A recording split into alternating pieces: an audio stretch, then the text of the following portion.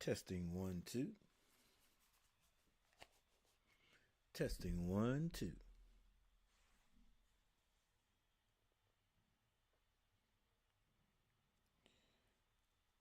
Testing 1 2. Testing 1 2.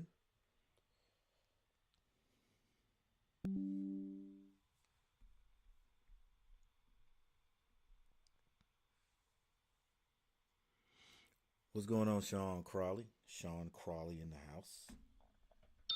Getting a little free throw bell right there. All right, we're going to get started tonight. Get started early and on time. Got a good one. Got a big one. In fact, every game is big for the ACC. The race for the ACC championship, regular season, and the tournament. Not only that, all the ACC teams are playing for their bid to get into the NCAA tournament. I think the top four for the ACC are probably going to get in there if you're a top four. But after that, it's anybody's ball game if the committee is gonna pick us to get in there. So every game we're playing right now, every game that guys are playing, every team is not just to win the game, not just for the ACC, but for the NCAA tournament.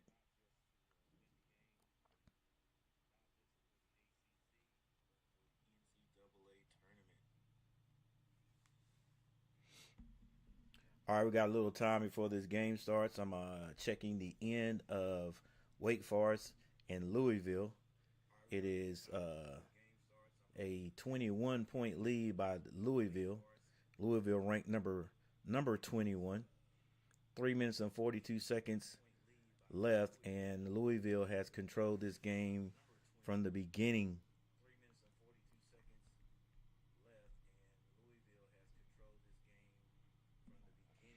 All right, checking out the matchup predictor and the season leaders for this game. Matchup predictor is giving the win to Pitt 56.5% and the Tar Heels 43.6%. Now, the way the Tar Heels have been playing, this is accurate. It's accurate. Every game we play it's gonna be tight. It's gonna be very tight. But if you look at both teams have won 13 games. Pitt 13-6. They are 4-4 in the conference. Carolina 13-8. They are 6-3 in the conference. Now in the conference, Carolina is ahead, I think, just one spot. But as you can see here, the match predictor is still giving this to the Pitt Panthers. Not a great percentage, not a great span between 43 and 56. It's good enough though. All right, so looking at the season leaders, you can see R.J. Davis still scoring 17.7 points to lead the Tar Heels. Washington, basically 5 rebounds per game. I wouldn't even think he had that many. Elliot Cadeau averaging 6.1 assists. That's not bad. Then you got Jay Lowe for the Panthers, 17.6 points. Corn, 5.8 rebounds. And Lowe again, 5.7 assists. So he does a lot for the Panthers. Let's see if we can get some attributes on Jalen Lowe. Jalen Lowe, number 15. He's the guard. Only a sophomore. 6'3", 175 from Missouri City. Okay. All right, young man. Lowe, I hope you have a very bad game tonight.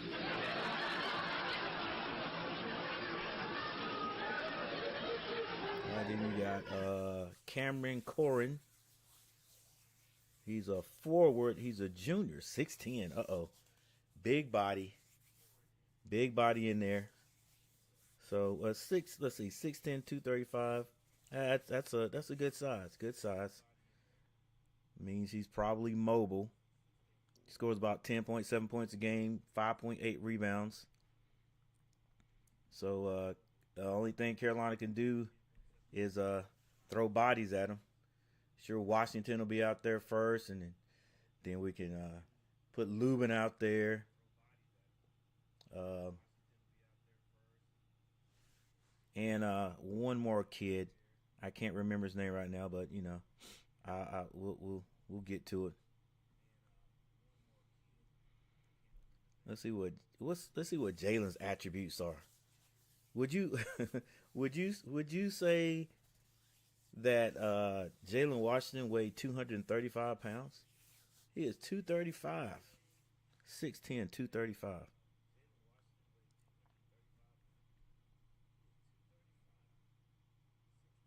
Which means he's a little bit bigger than the kid that we're going to be playing against. 6.9 points per game, Jay Washington. All right. And here the standings down here.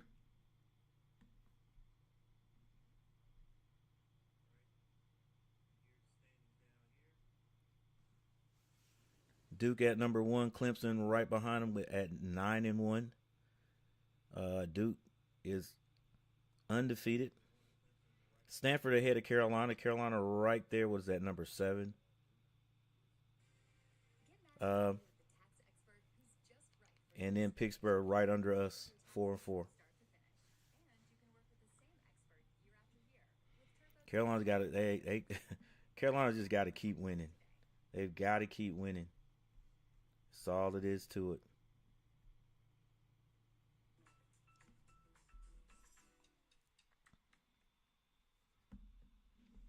What's up, Michael Smitty? Michael Smitty in the house. All right, let's get one more thing done before things get popping off over here. Let's see. 206. Has the game started yet?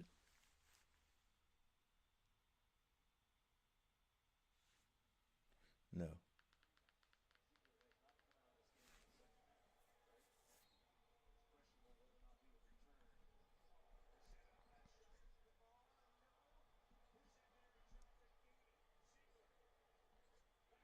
Kentucky and Tennessee trying to finish up here.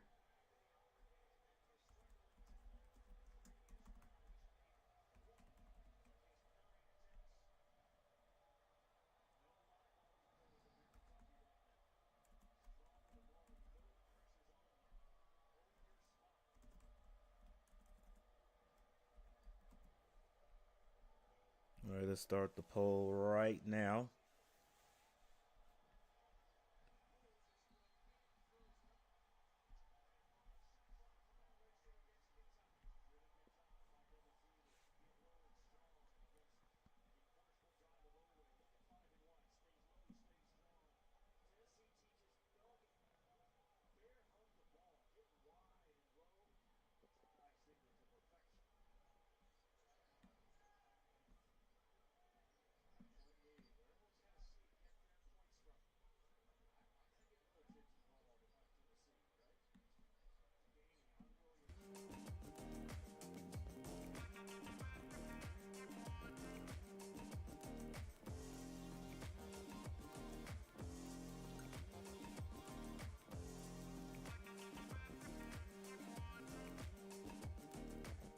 What, Mom?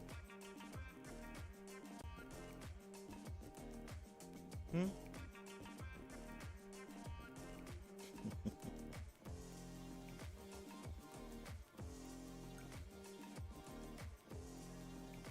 Mm-hmm.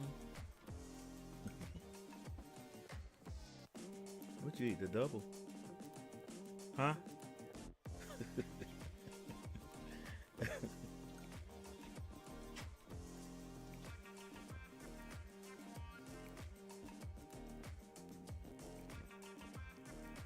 All right, so we're watching this on ESPN 206.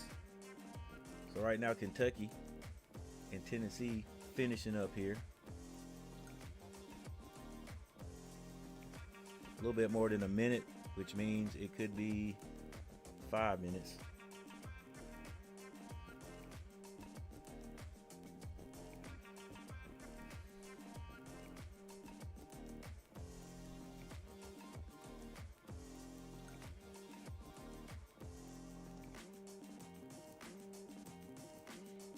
Hey, thanks for the 2 likes already.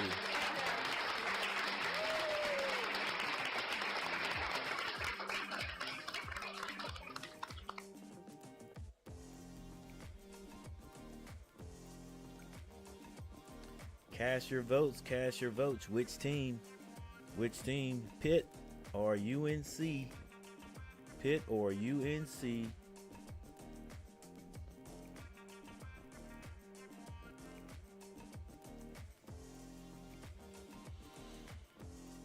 And down there, that's probably as good looking as the screen will get. I don't know what the deal is here. Why I can't get the basketball court on college on my ESPN app. So one of these days I'm gonna find another app that's gonna give me all I got, all I can get. I might even have to go pay for it.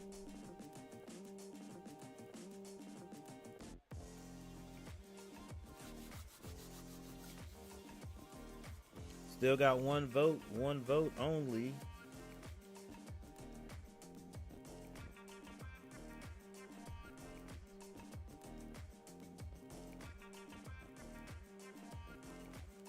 Oh, okay, so the game has been pushed back to 9:10.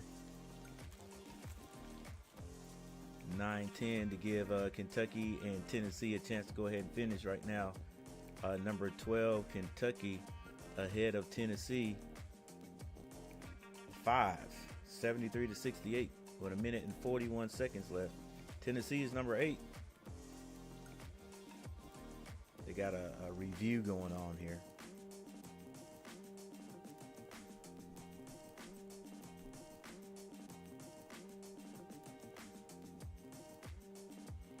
Jay Washington is out.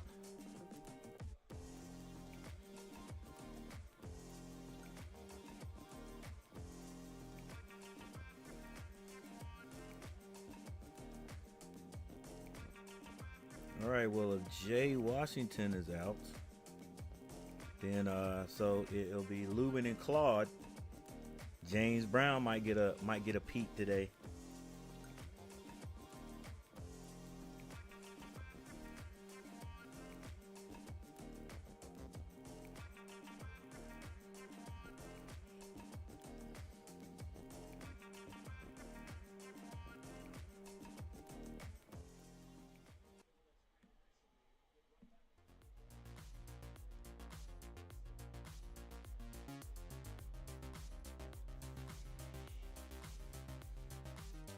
Man, tomorrow North Carolina is going to be 61 degrees. I would like to go play some golf, but I'm going to get some, we're going to try a new internet service. So they're going to come and install it supposedly between 12 and 4 o'clock. So unless I get up early in the morning, which I'm not, I will not be getting that. Let's see.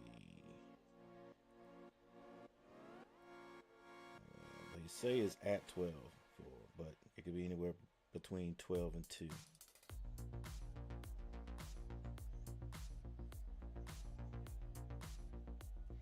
Yeah, you'll see how the new fiber optic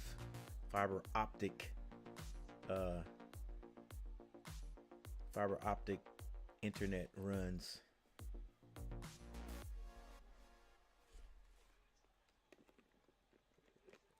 May get it installed and canceled the next day.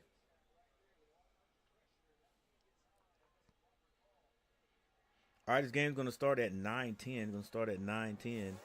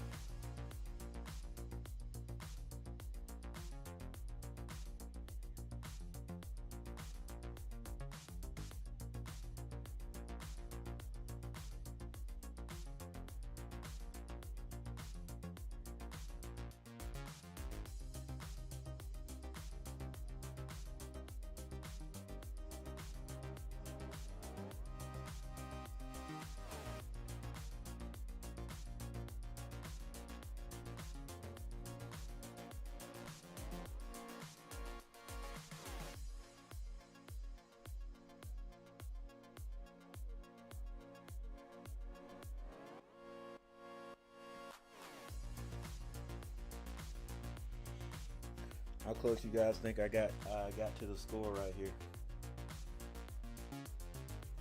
83 to 72. What do you think? 83 to 72, Carolina.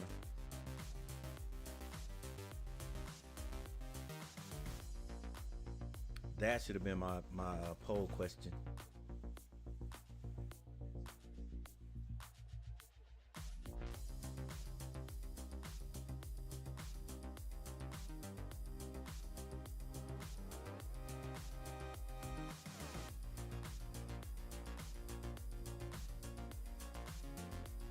Still a minute and 6 seconds left in this game. I told you, a minute and 30 seconds. I mean, five to 10 minutes at times. The score has not changed one bit. Still 68 to 73. Both coaches coaching their heart out.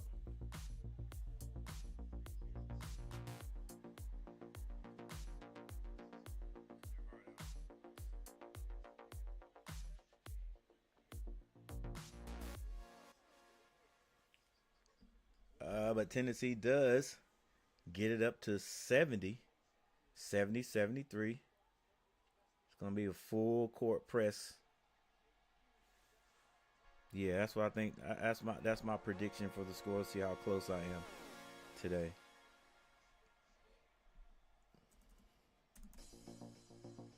All right. Oh, the ball is deflected out of bounds. Nearly stolen.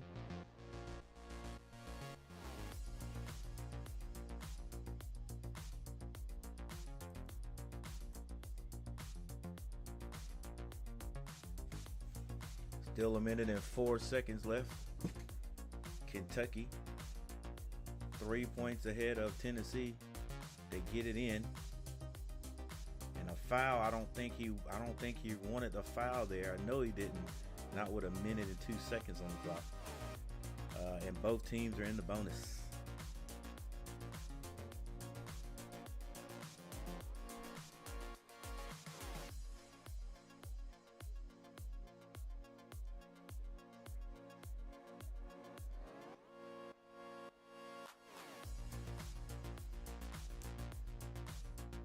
Caleb Love threw a prayer up last night over a half-court tie game at buzzer. Then he lit it up in OT. Let's win a road game tonight.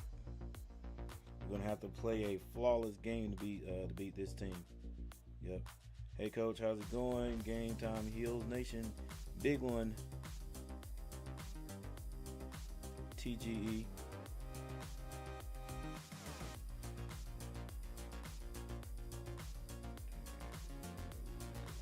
Against team away. Give it to us. Against teams always gives it to us.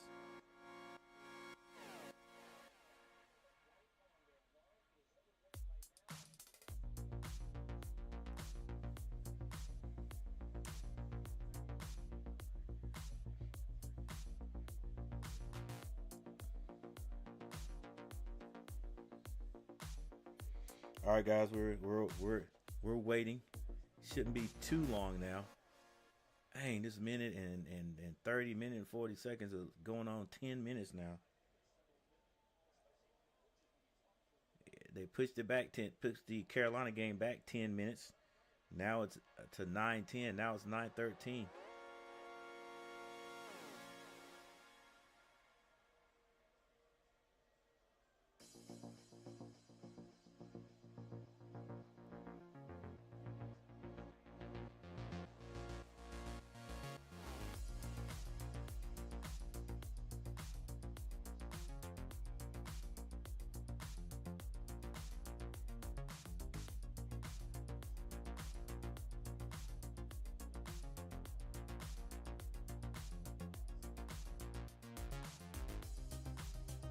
Now Kentucky up the line.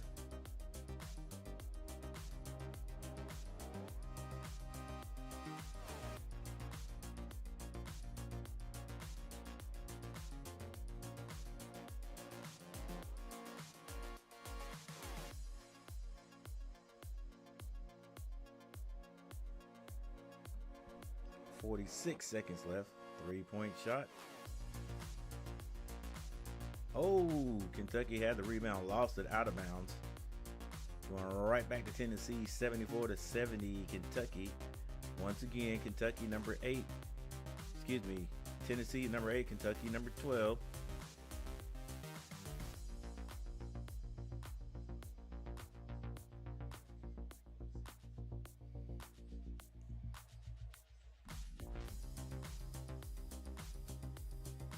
Tennessee had a couple of chances shooting threes. They can't make it go. There's one. It's a 1-point game with 28 seconds on the clock. And another timeout. Carolina game got to be started by now. Let's check it out. Yeah, 8-2, Carolina. Oh, we got the court. We got the court today. Okay, that's what's going on. What's going on, everybody? Looking pretty good right now. Carolina in the lead.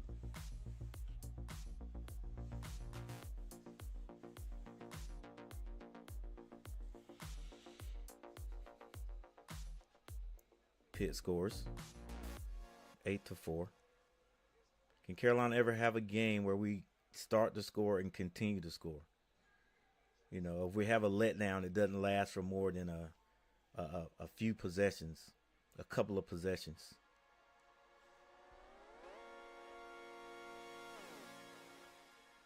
And play defense the entire game. 10-4. Then Allen Lubin with the layup. Assist by Cadeau.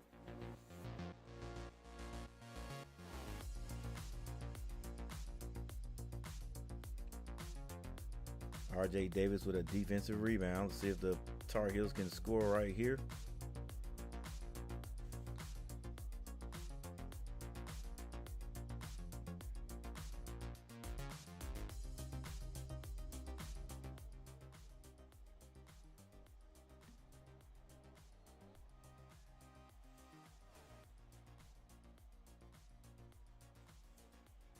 RJ with the turnover. Come on, Carolina. Let's go, Tar Heels.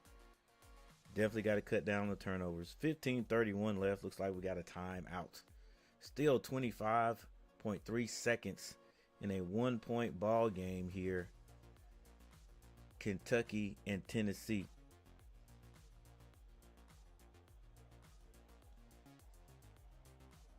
Carolina game with an official timeout. What's going on, everybody? It's Coach Gary. How you guys doing tonight?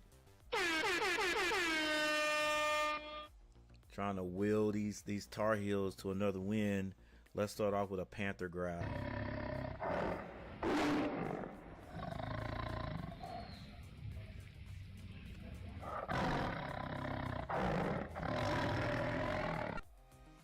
They seem to be doing well in hostile territory. Let's see if the Tar Heels can keep it up.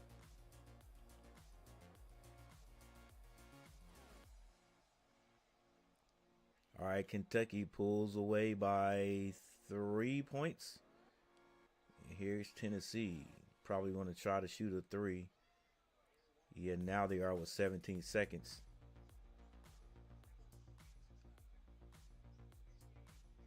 Oh, no good. That ball goes out of bounds to Kentucky. And Tennessee player says, hey, take a look at it. 7.9 seconds, another timeout. Vin Allen Lubin with 2 points. Ian Jackson and Elliot Cadeau both with 4. And for Pitt, Austin and Lowe both have 2 points. So we got Austin Lowe Leggett, Corin the big fella,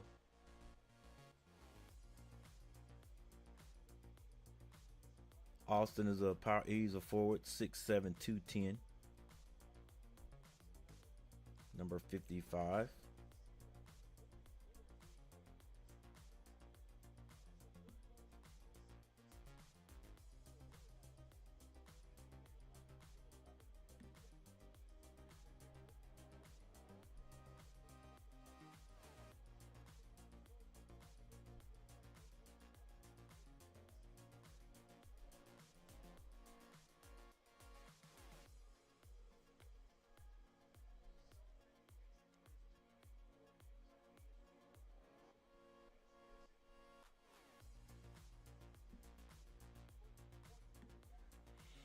8.2 seconds left in this game.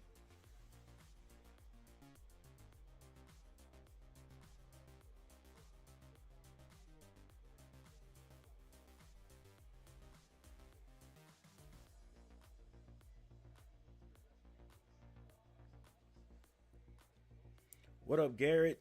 What's going on, sir? Definitely need to cut down on turnovers.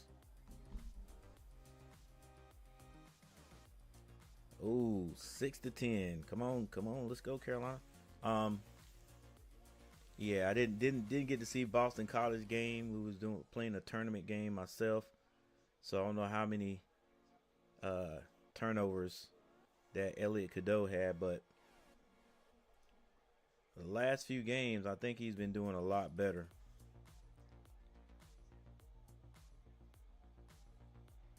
Man, it's 7.1 seconds left in this game, and it's probably going to take another 3 minutes to get the game over with.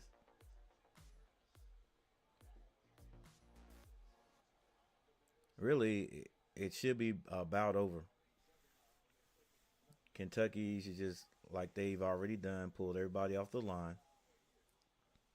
Maybe keep number 00 up here, put a little token pressure on Tennessee since he hit it. Make them pick the ball up early. And then have to dribble.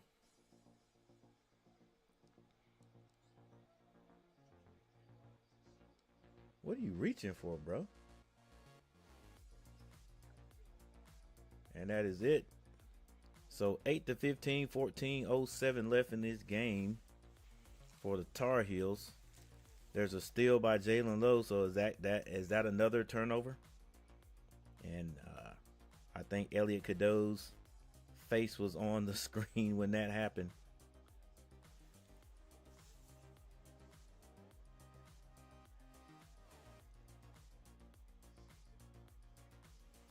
Fifteen to 10, 13:39 left in the game for North Carolina. All right, we got a final. Kentucky 78. 78-73.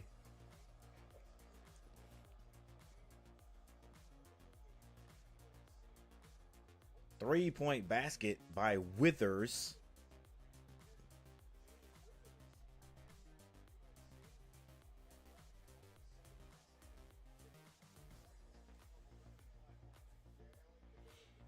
Wide open shot. It's missed, but Pitt gets the rebound back. It's one of those. What's his name? One of the twins. We'll figure it out here soon.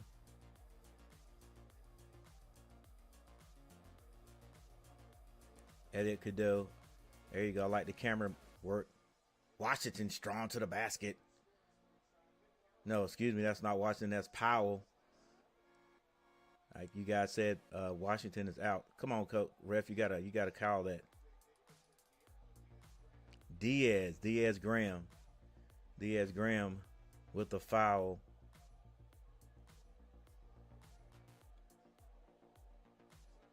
Pitt with the black and gold on. Looking like Alabama State. All right, 20-18, these Tar Heels in the lead for the moment. R.J. Davis gets to the free throw line, picks up his dribble, finds Ian Jackson. Ian Jackson on the left side. Claude set a screen for him. He turns it down. Ian gets into the paint. Bounce passes to Claude. Claude can't hit the backboard. Might have been deflected. But it's going to go the other way. So it's going to be Pittsburgh ball. It's going to be Panther ball.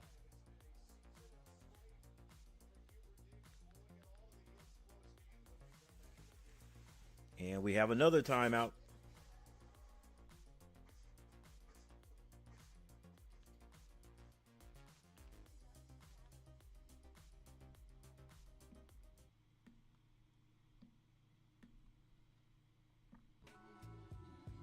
All right, how you guys feeling today? Does it feel like a Tar Heel win or a Pitt Panther party?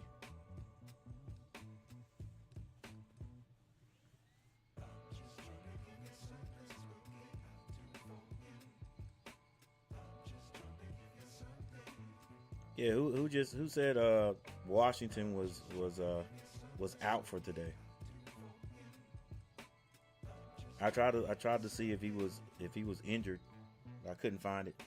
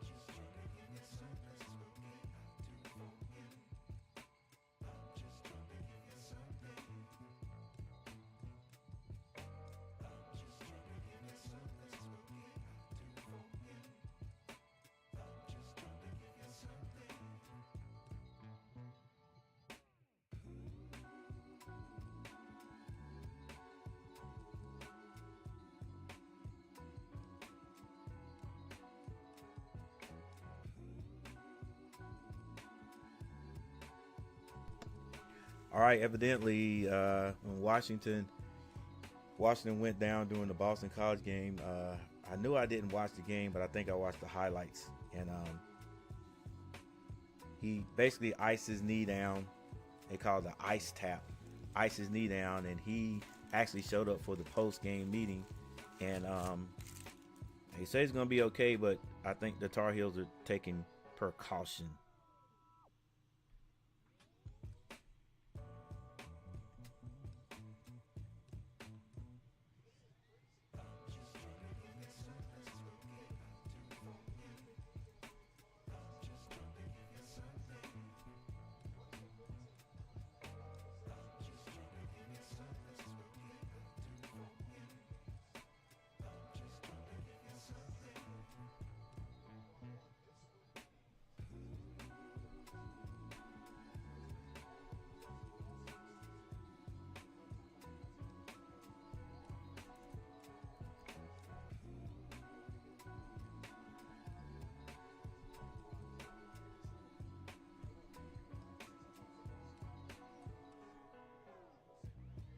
Jump shot is good for Pitt.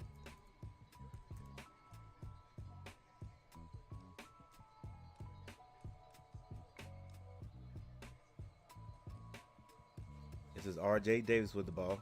It's a 2-point lead by the Tar Heels. R.J. gets it to Powell. Powell. Trimble. Powell with the jumper. He's fouled or blocked. Go strong, baby. Trimble gets fouled shooting a three.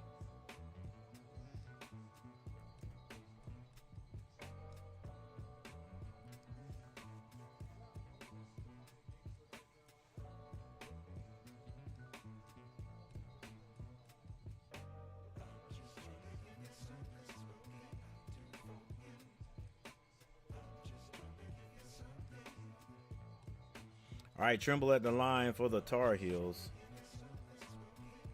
Got fouled shooting a three, so he's going to have 3 shots.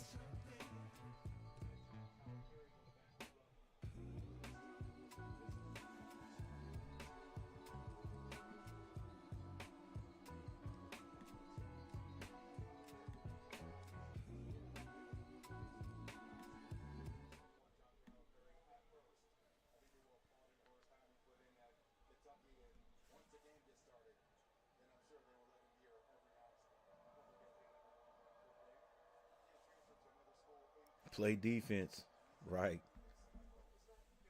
All right, Trimble hits his free throws.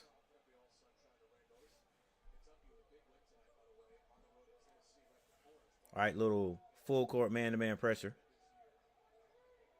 The Tar Heels put on Pitt. Hernandez Graham passes that to the corner. They get it back. Jumper for three. No good. But an offensive rebound and a putback. Don't you hate that? Got great position. And somebody jumps over your back and gets the rebound. Davis with the jump, the step back. Three is no good. Let's go, guys. Fight. You got to really want this. Graham with the rebound. Nice move. That's Jalen Lowe to the basket.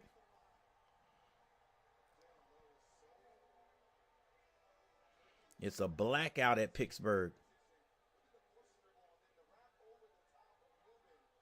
Gonna have to play some defense.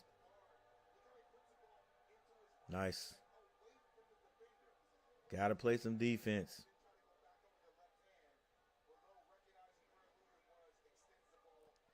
All right, Lowe on the line to tie this one up. Jalen Lowe. And he misses. Rebound, Lubin. Elliot Cadeau brings the ball down. He's on the Pitt Panther logo right now. Fading to his left. Carolina run a little bit of motion offense. They get it to Ian Jackson. Ian Jackson stepped through. Nearly a turnover, but it's saved by Trimble. Carolina have got 7 seconds on the clock. Elliot Cadeau kicks that. Ian Jackson has it knocked out of his hands. Probably good because now Carolina, at least they know they got 2 seconds to score. So they're going to have to get it in and shoot it. Yeah, I think he probably would have taken 2 dribbles to get to the basket. Carolina's going to have to shoot this very quickly if they get it in. Trimble got to shoot it right now.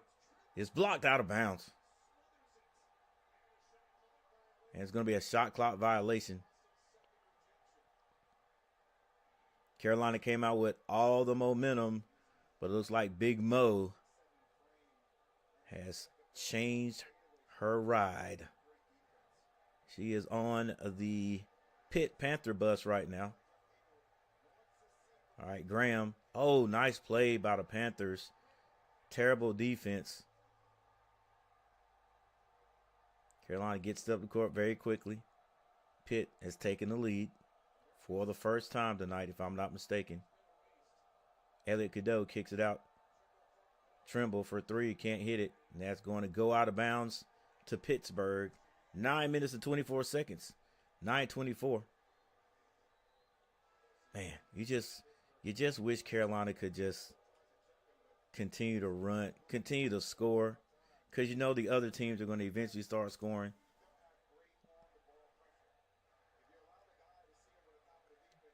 All right, this is Lowe. Gets rid of it. Back to Lowe. Screen set. Lowe.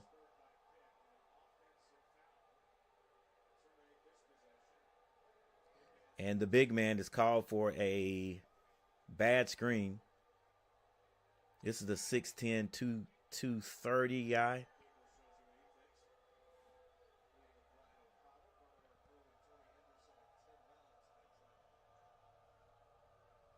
Elliot Cadeau picks up the dribble.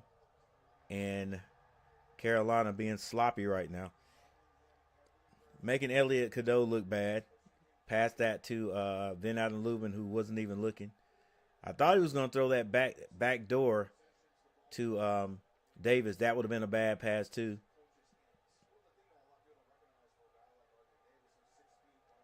All right, clock continue to run. 8:55. 1 point lead by Pitt. They run the weave at the top. Just the pre-offense. Now they get it to Graham. Graham still dribbling.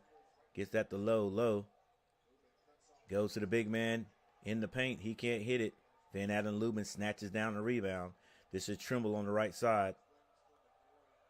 They swing it over to this side to Cadeau. Cadeau back to R.J. Davis. R.J. Davis to Cadeau.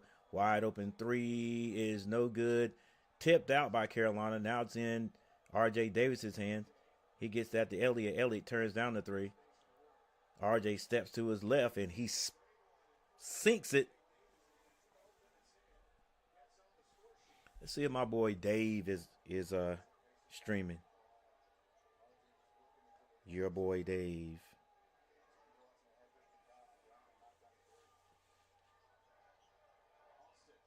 Austin. Oh, why'd you pass that out? That's why. Low with the three. And Carolina had their chance to pull away. Now Pittsburgh is in it. Elliott Cadeau bounce passes to Lubin. Lubin with the lay. It's good.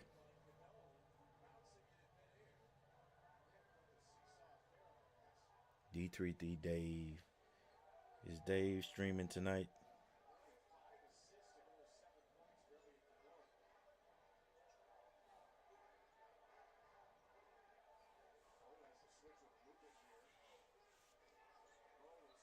Low, pull up. It's batted around. Carolina comes out of there with it. This is Trimble. Finds R.J. Davis. Carolina with a 1-point lead now. Yeah, whoever said Carolina's going to have to play a flawless game, you are right.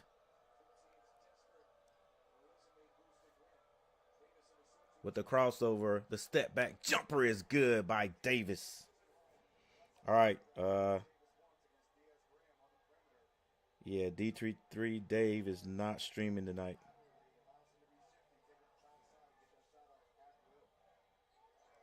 Chick Love Sports, what's going on? Oh, cool. Valhalla. Always looking out for the little guy. Graham to the basket. He's fouled. Diaz Graham. There's if I'm not mistaken, they're twins. They're on the court at the same time now. 31 and 25. I think these boys are like 6'11" or 7 feet tall.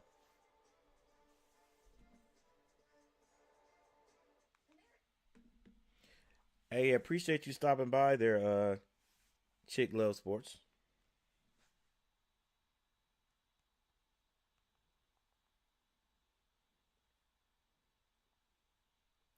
Yeah, we just hang out and look at a lot of Carolina everything sports, Carolina Panthers, Carolina Tar Heels, uh, the Charlotte Hornets, Carolina football and basketball. I do a few more, but I definitely got to make sure I get all the Carolinas in there. Did I say Hornets? But yeah, appreciate you stopping by. And thank you to Valhalla. Let's see what Valhalla's up to, guys.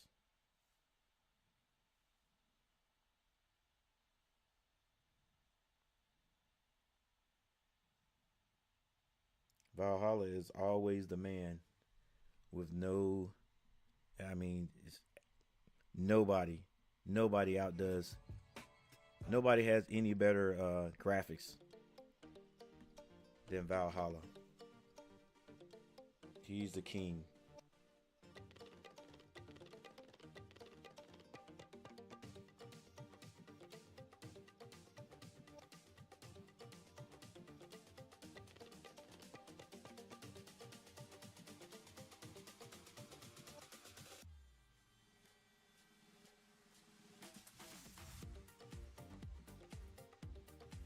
All right, we have a timeout right now. Let's take a look at the stats really quick.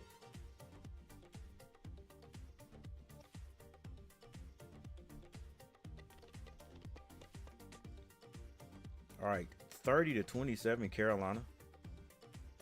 Carolina got out to a nice lead, and Pitt came all the way back. They took the lead. Carolina has the lead right now with 6 minutes and 21 seconds on the clock.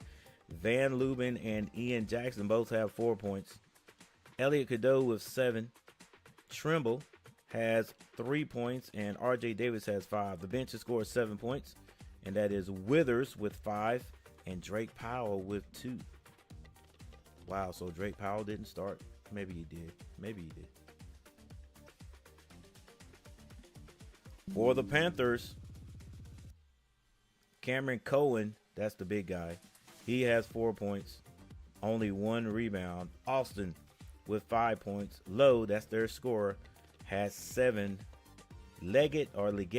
Ishmael Leggett with 9 points, and the bench has scored 2, and that was by Guillermo Diaz Graham.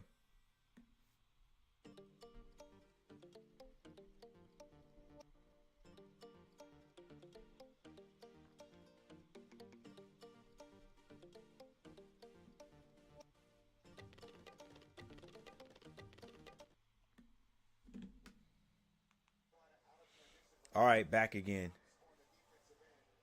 7 people in the chat. Thank you guys for being here. Hey, make sure you hit that like button. We're trying to get 10 likes. One of these days, when I grow up, I want to be like Valhalla and get 30, 40, 50 likes per stream. I might be my bad. Don't mean to disrespect you. He's probably getting more than 100.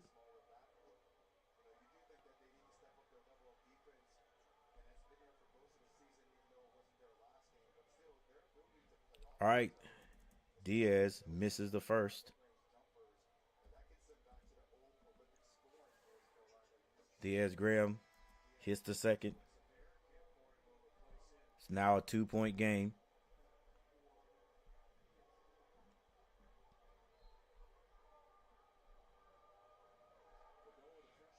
Wow, I'm tickled to death to have the court show up.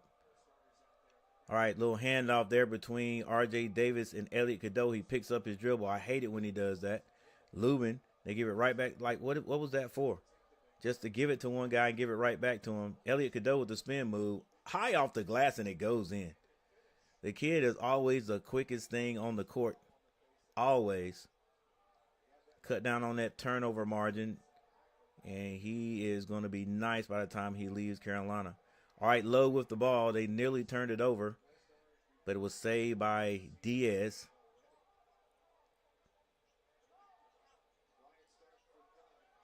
The low jumper is good. And back to the other end comes the Tar Heels. Lubin swings it over here to RJ. They give it back to Elliot Cadeau.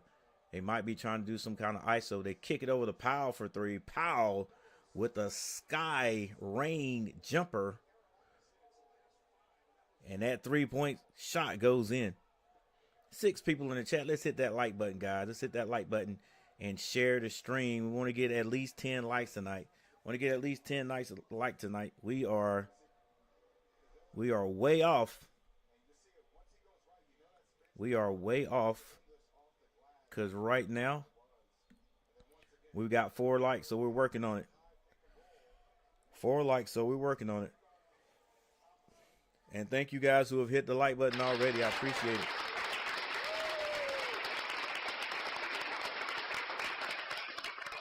Pitt takes another open 3. It's missed. Powell with the high rebound. They get it over to Ian Jackson. Now they swing it. It's in Elliot Cadeau's hand. Now they give it to R.J. Davis. He's on the P for Pitt. He pulls a long 3. Oh, and hits it. That deserves a party. Whoa. What's going on? Oh, there it is. That deserves a party horn. Lowe picks up his dribble. I think this is Austin. Back to Lowe. Lowe going to his left. And a foul's going to be called. I think that's going to be on Lubin.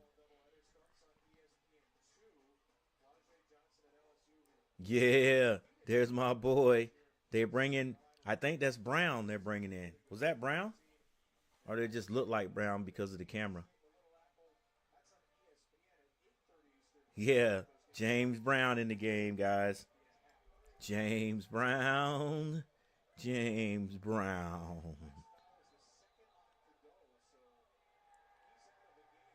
And as soon as he comes in, they call a foul on him.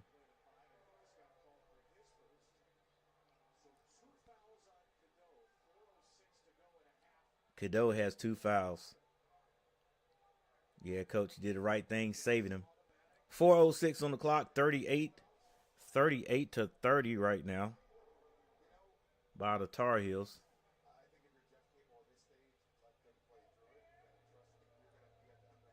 It's going to be Cohen at the line, Corhin at the line. He hits his first free throw.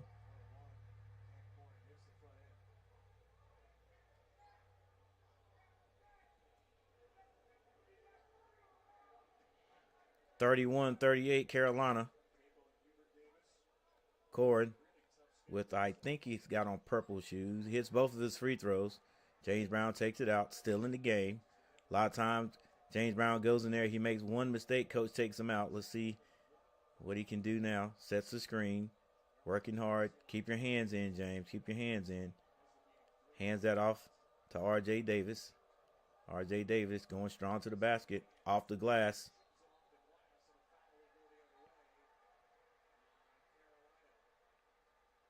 And a pushing foul is going to be called, probably on James Brown. I hate it for the young man. Gets in there and gets himself in a little bit of trouble. Coach takes him out. First time I saw him play. Coach put him out there. He scored 4 quick points. You know, I was like, you got to play that kid more. But he's learning. He's another big that Carolina's got, 6'10". So tonight, Van Allen Lubin, James Brown, and Claude. Like I said, they're going to have to throw bodies at Cohen. But right now, Carolina's with the lead. Has the lead.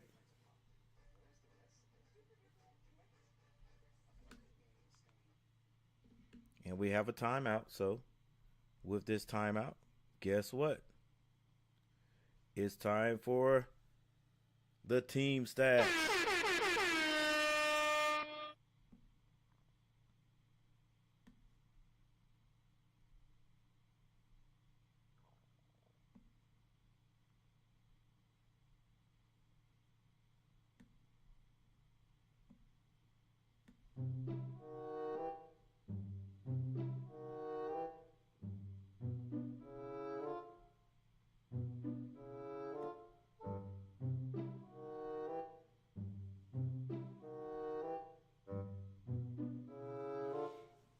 All right, Carolina shooting 60% from the field, but Pitt shooting 52%.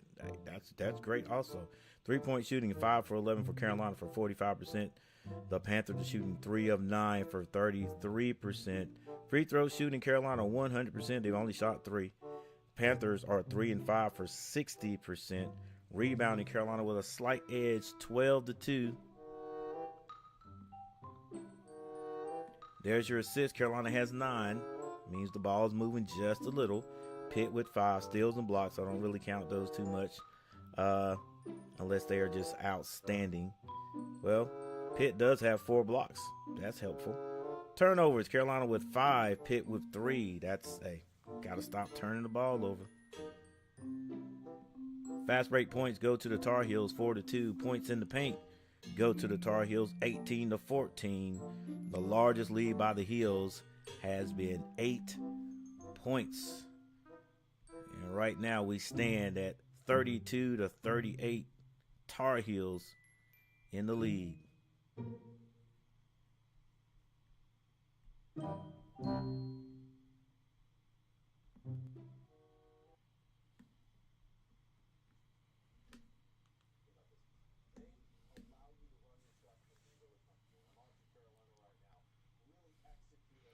Hey, you guys know what's next. The next game this weekend. And we've got to go to that ugly Cameron Indoor Stadium to play the game.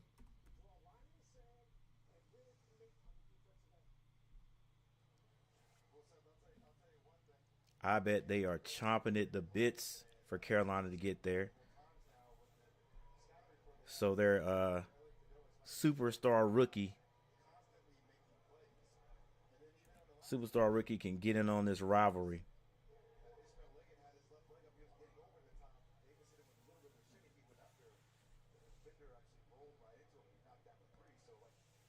Cohen hits the free throw. Pitt's not going anywhere. 3 minutes and 46 seconds left in the first.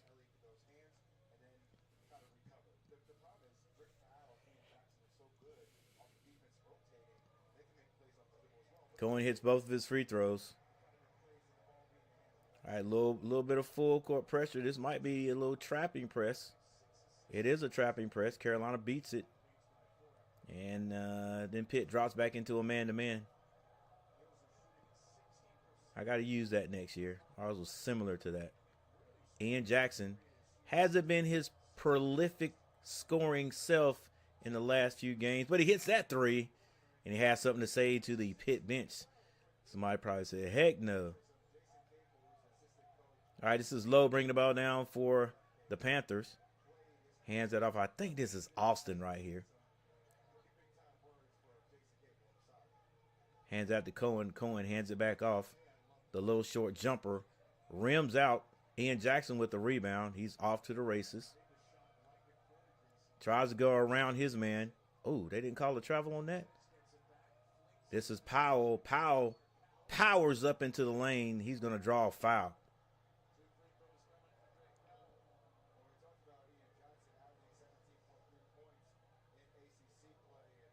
Ian Jackson sporting the pink shoes today.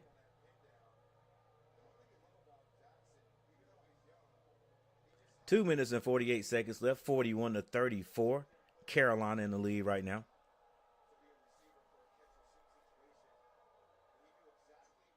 Powell misses the first front end of the front end of two shots. We need to get stops consistently. Not this bull they have been doing most games. Withers going to have to give them some minutes tonight. You don't have a choice. Yeah. I saw him sitting over there by Elliot Cadeau. Powell hits his second.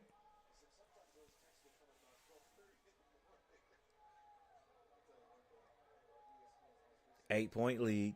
Lowe hands that off. Little weave action going on at the top. Trying to get somebody mixed up, and they did. The three is missed. Rebound, Lubin. Hands that to R.J. Davis. I like that little action Pitt had. Because it gets a guy open in that corner.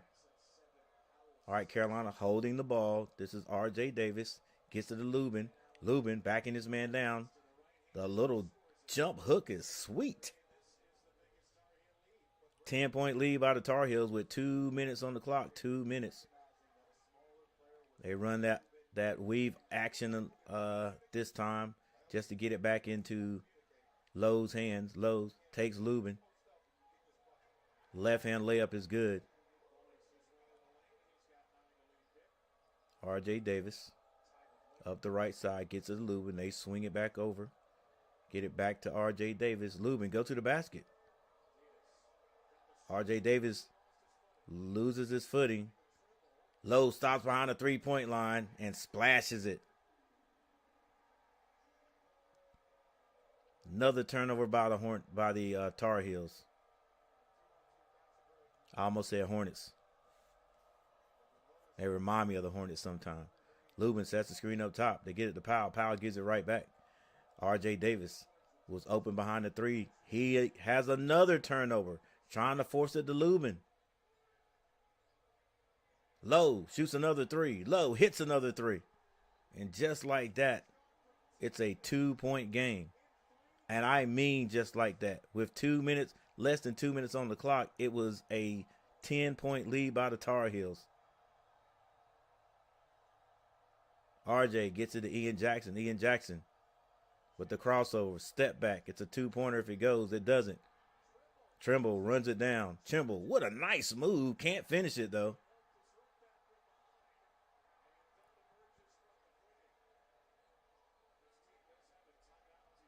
"27 seconds left on the clock. It's a 2-point game. I'm just like everybody else. Thought the Tar Heels were going to go into halftime at least up by 8. At least up by 8. Sort of put it on a little bit of cruise control there. Turned the ball over twice, and Lowe hit 2 big threes. Just unbelievable. Unbelievable.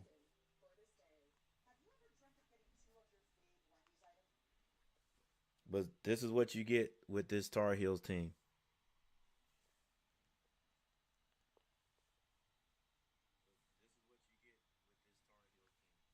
Unbelievable.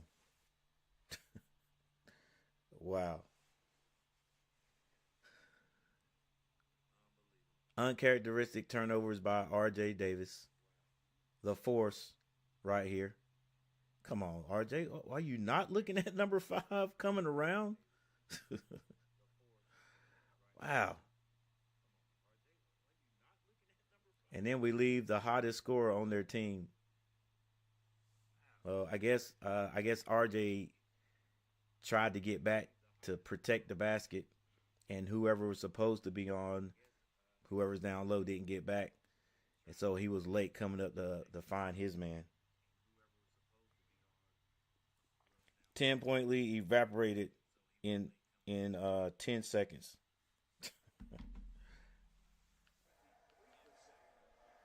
And now Pitt drains the time. They could take the lead. Graham hits this one. They will. He misses. Rebound. Trimble. 6 seconds left on the clock. Trimble behind the back dribbling. And a foul. I think that was by Graham, one of the twins. Coach going to call a timeout with 2.8 seconds on the clock.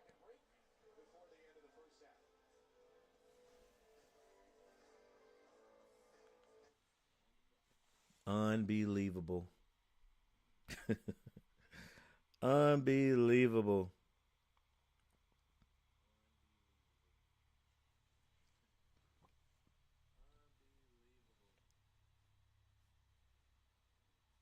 Unbelievable, but not surprising. All right, so Carolina's taking a timeout with well, it says 3 seconds here. I think it was 2.8 on the television clock.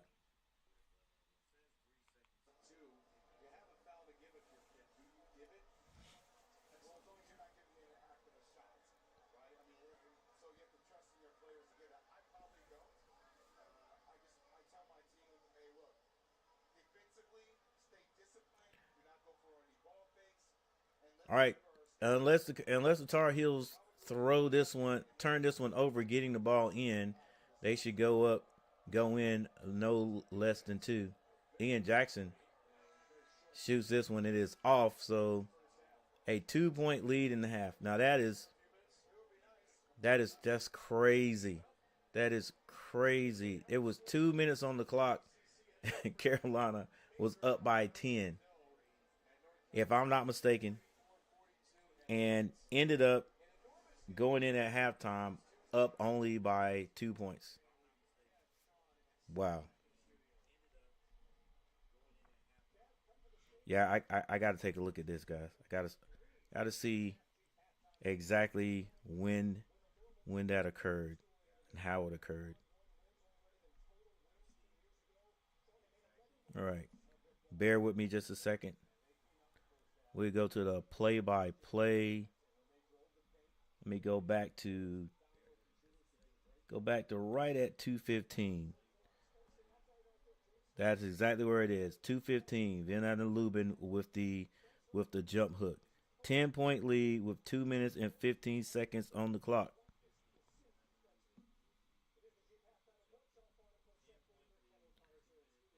2 minutes and 15 seconds on the clock. And with a minute and 6 seconds on the clock, it was a 2 point lead.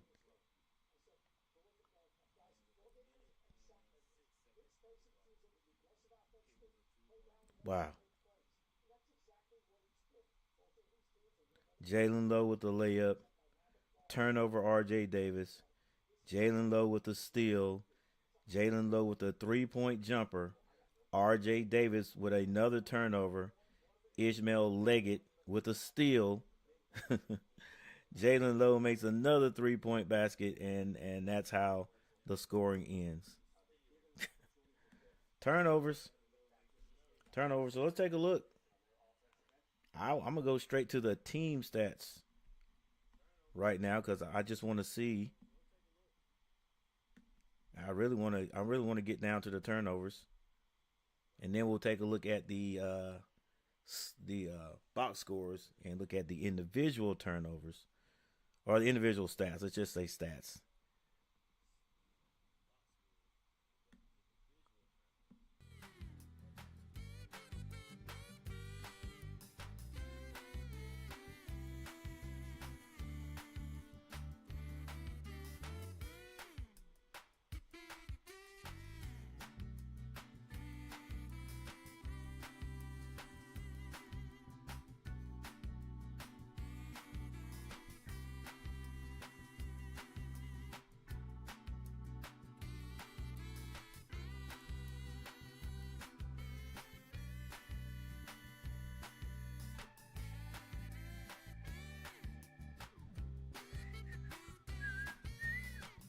All right, here we go. Carolina still shooting. Well, they were shooting 60%, now shooting 56% from the field. Pitt shooting 51. 6-13 from behind the 3-point line for 46%. Pitt now shooting 5-13 for 38.5%. Free throw shooting. Carolina now down to 80%. They missed one. They're 4 of 5. Pitt up 71.4. They're 5 of 7. Carolina still out rebounding Pitt 16-12.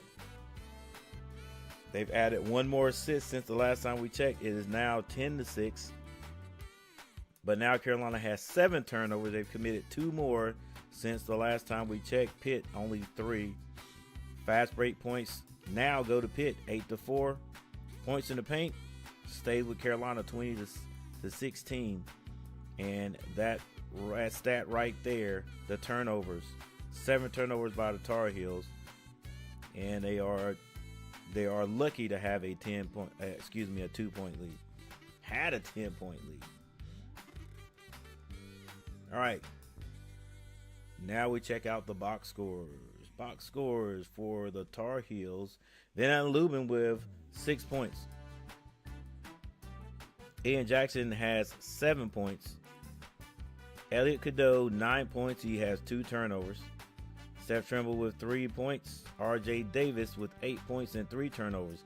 Hey, those 2 guys are doing the majority of turning the ball over to our games. It's the point guards. And you would expect it because they handle the ball more. But come on now. We got to cut it out. James Brown picks up 2 quick fouls when he got out there. Claude hasn't scored. Withers with 5 points. And Drake Powell with 6.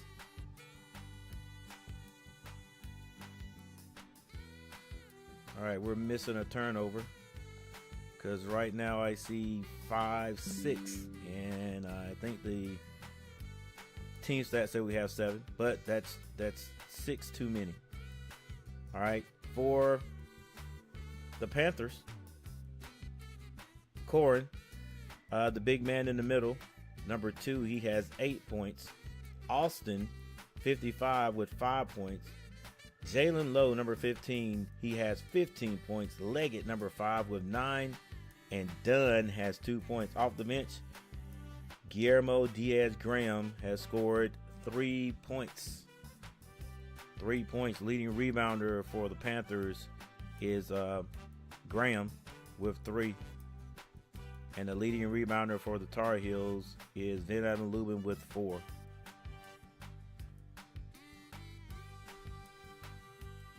All right. What are you guys thinking? Do you feel the Tar Heels can win this game?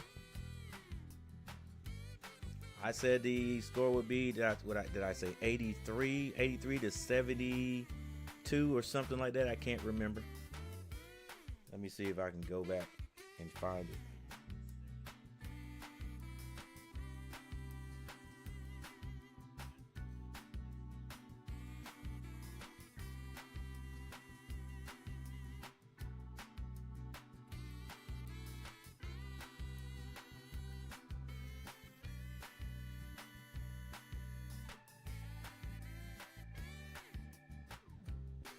Nope, can't find it. But I think it was 80. I think I said the score was going to end up being 83-70, 83-74 Carolina.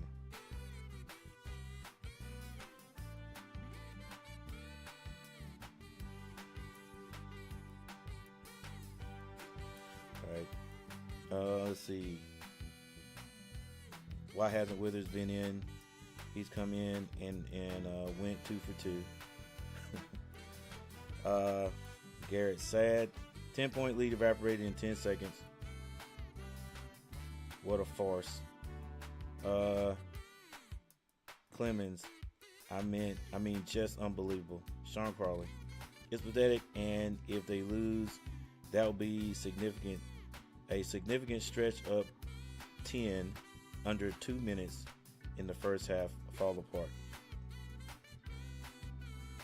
Michael Smitty, hey Garrett, we need to play better defense. Come on, yeah, a lot better.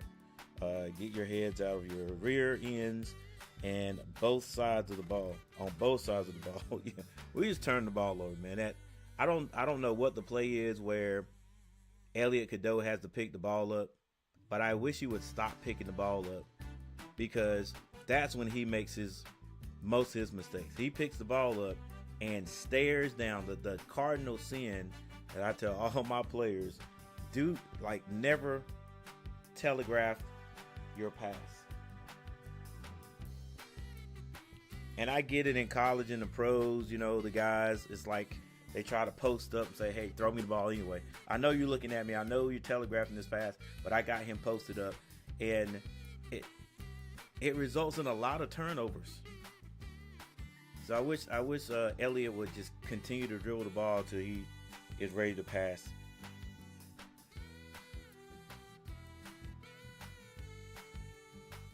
Can we come out in the second half with a run? Only happened once this year.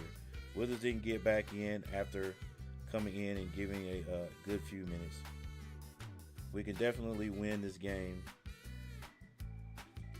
if we focus for 20 minutes. Garrett, they will need him for something in the second half. No mercy in the second. None. Let's go. Yep, because these guys are definitely not going to give it to us. They're at home. They feel like they have the advantage. We're Carolina, so we're going to get everybody's best shot, even if we're not the well, that doesn't matter. Just as long as you have Carolina on your chest, it's like a bullseye.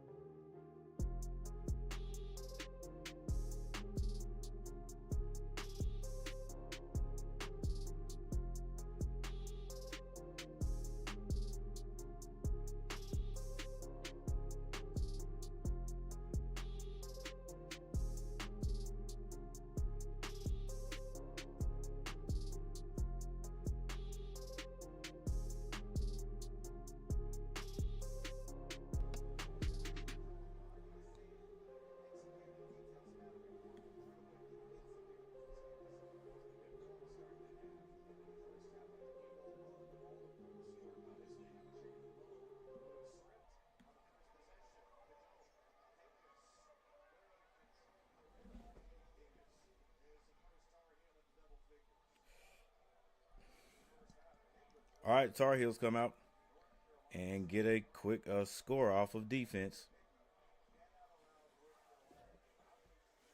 By the way, 5 people have hit that like button.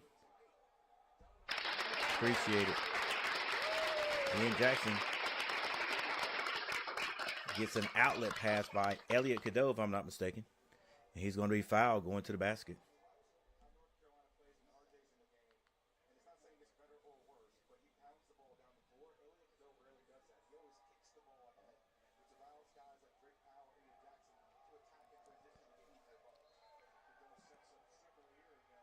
And a foul is going to be called. It's going to be sending Trimble to the line.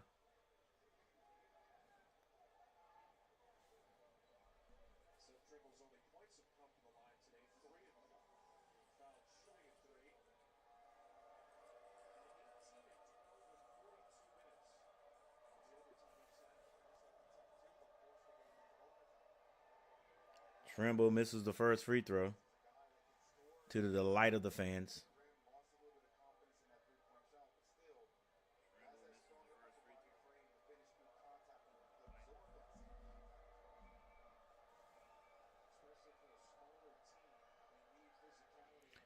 And Trimble is able to hit 1 out of 2.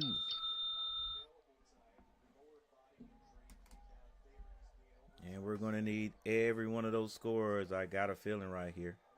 All right, this is Corin.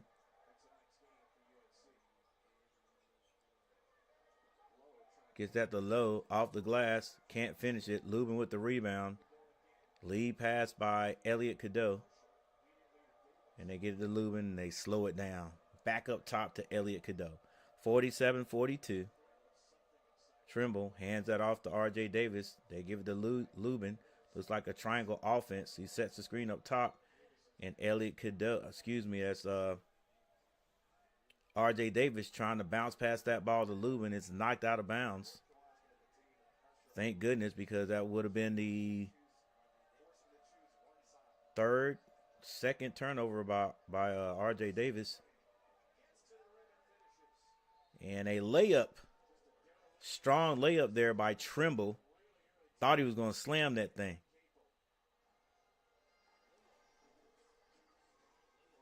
Like I said, when Trimble comes off like right here, boy, I'm telling you, he just take off.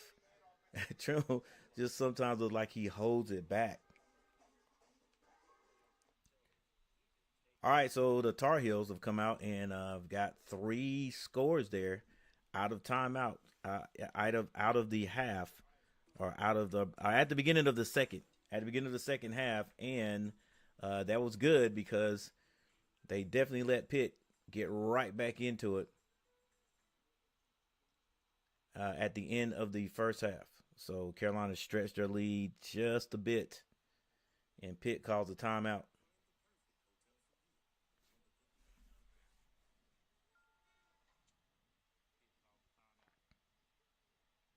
Bring it, Heels. Let's go. I want to see Capo mad. Let's go. Gotta have it. Gotta have it game. Gotta have it game. Yeah, it is a gotta have it game. Let's go. Good start to second half. Stay engaged. Let's go. That's Garrett and Sean Crowley.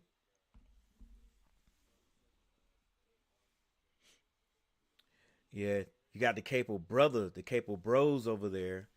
And as everybody know, one of the Capos was a Tar Heel.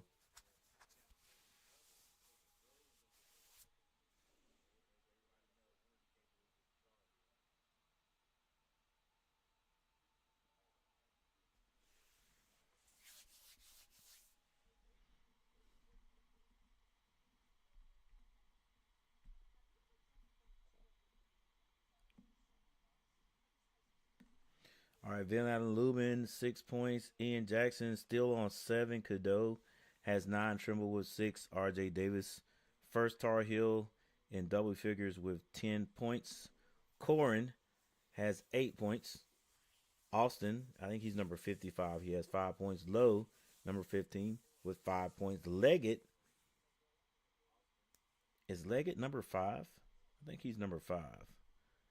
He's got 9 points. He is number 5, 6'3" guard, 185 from Prince George County, Maryland.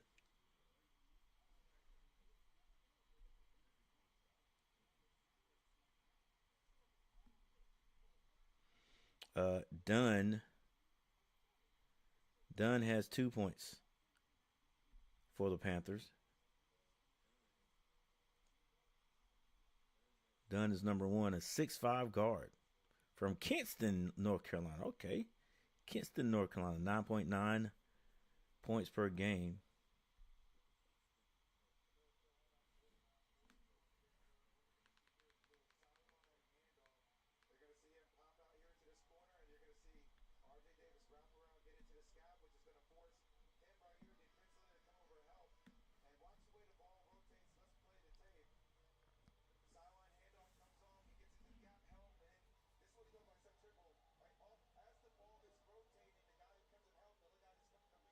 Tar Heel K. What's going on, Tar Heel K? The Cable Brothers are chirping like Heckle and Jekyll on the sidelines. They hate us. All right, Corn hands that off to Lowe. Lowe gets it back down to the big man. Like 2 people come off to stop one guy. Just, so many times we leave that big guy open under the basket. Lubin looking for someone to hand it off to. Gets it to Trimble. Trimble, explode, baby. 17:50. Basically the whole second half left. Ian Jackson with a turnover. Offensive foul. Nobody knows how to pull up these days. Get right there. Pull up right there. Right there. Where are we going?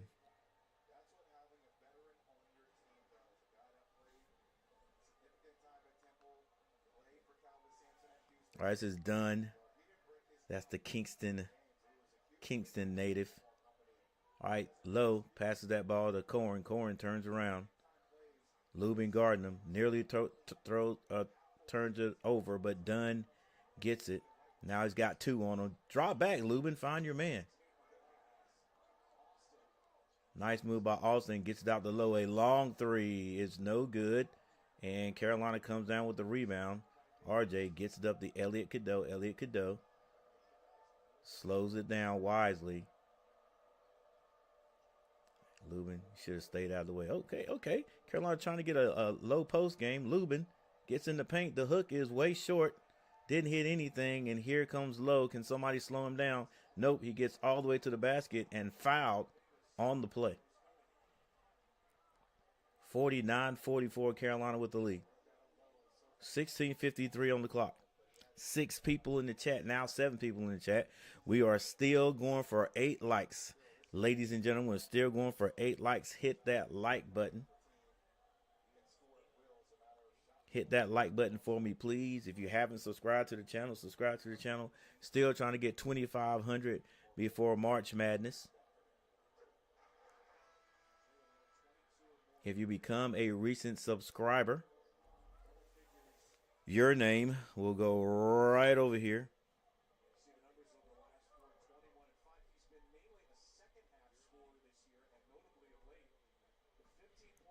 And if you are a super chatter, missed free throw, super chatter, your name will go at the end there, and you'll get one of these.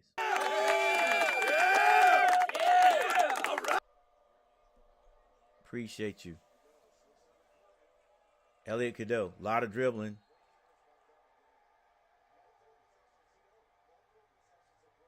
And in my book, that may be a foul, but that's going to count as a turnover. Yep. Is that a turnover and a foul?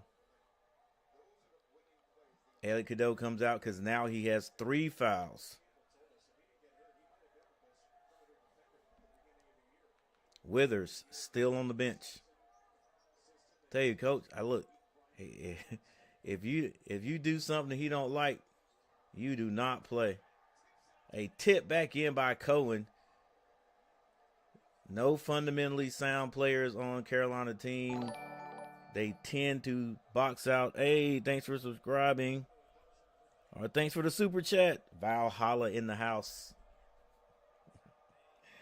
Valhalla with the super chat, I call it. Appreciate you for dropping that 10 spot. All right.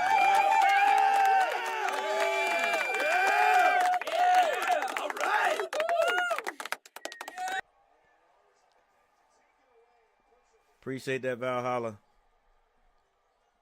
You guys, if you like I said earlier, if you want to see the best graphics on YouTube, go check out Valhalla.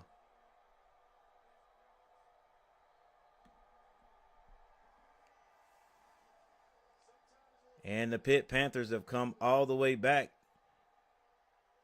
I think Carolina came out at halftime and pulled away, had maybe a 6-point lead, but the Panthers have come back and taken the lead. Carolina, as usual, gets a little bit sloppy. It's just so, wow, it amazes me how Carolina, any team Carolina gets sloppy against, they take advantage of it. And I guess it's what you're supposed to do, huh? Valhalla with the 10 spot. Appreciate you, guy. All right, so we have another timeout, and I think we deserve.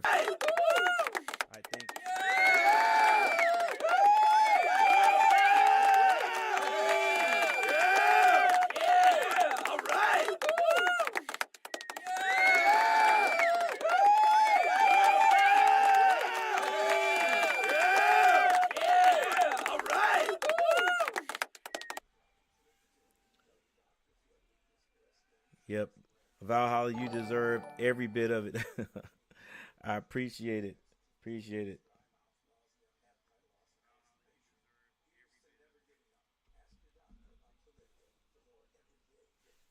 All right, guys, we got a timeout. We have a timeout, so let's take a look at the stats. I predicted Carolina would win this game. I think I said 83-74, something like that. We're gonna have to wake up. We're gonna have to wake up and come alive. We did discuss every game since we saw Carolina play to begin with, that every game is going to be very, very close.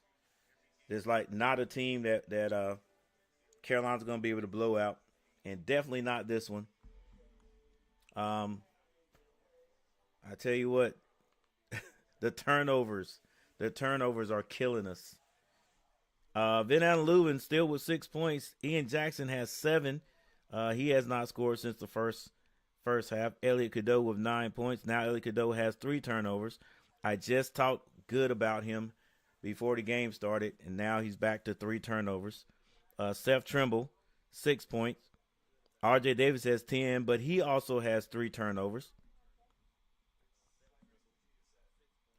It's kind of hard to trust this team, especially if it's a close game, because we will turn the ball over.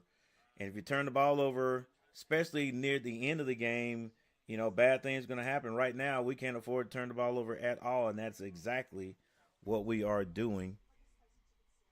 Just not a good look. Not a good look at all.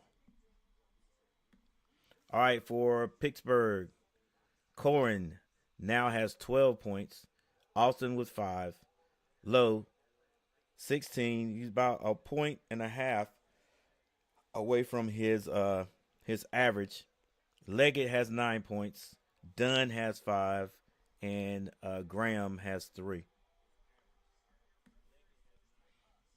Just a real quick look at the team stats. Just a couple of stats. Let's go all the way down to the turnovers. Carolina now has 10 turnovers, 10-4. Not good at all. Rebounding, Carolina does have the lead there, 21-14. And Carolina's shooting still 55.9% from the floor. So if they can protect the ball, they still have a chance. Still have a chance. All right, we're back to it. And it's going to be Carolina ball. This is R.J. Davis. He had the big guy on him. Wish they would just spread and let him take him. He takes a long three. Instead, it rims out. Trimble gets the rebound. Gets that back to Powell. Powell recycles it. Gets it right back to R.J. Davis. Now with 10 seconds left on the clock. 10 seconds left on the clock. The drive, the kick. Trimble shoots a three. And it's missed. And off to the races come Leggett to the basket. Throws it up, misses it. And that is going to be out on Carolina.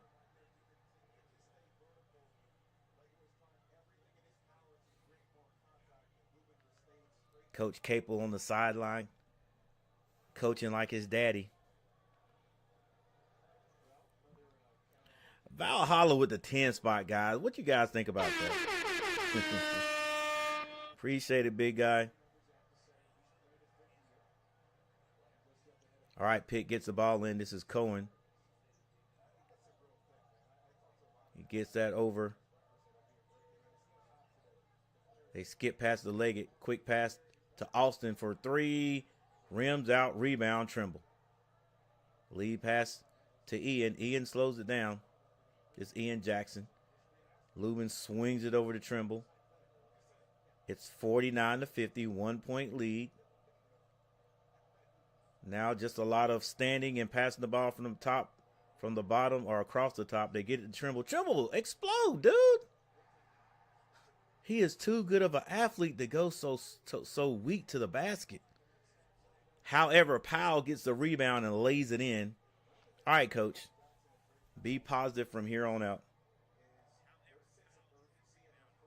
Buy a soda pop or something. I got you, Valhalla.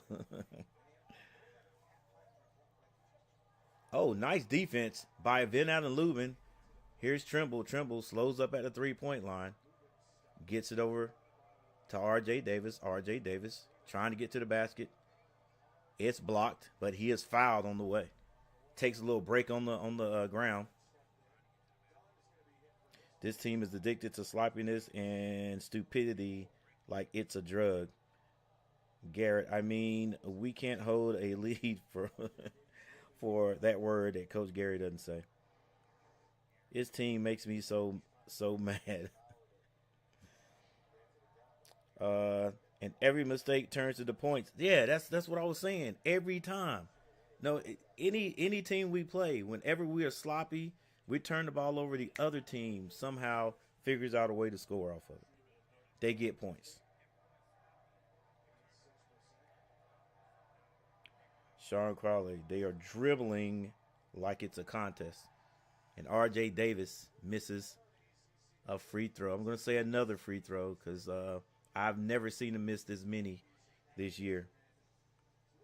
Your setup's nice, Coach. Great job, man. I appreciate it. Hey, Valhalla, what about the audio? Well, two things. I've got my microphone set up where I don't pick up a whole lot of audio on the other side. Since it's coming straight from the television. So I just got it where, it's picking up most of my voice. So how does that sound? And I'm sure you guys can probably still hear the audio on the television, but it can't be very clear. So I'm going to keep it like that. The Kingston native with the jumper. He can't hit it, and it's going to be a jump ball.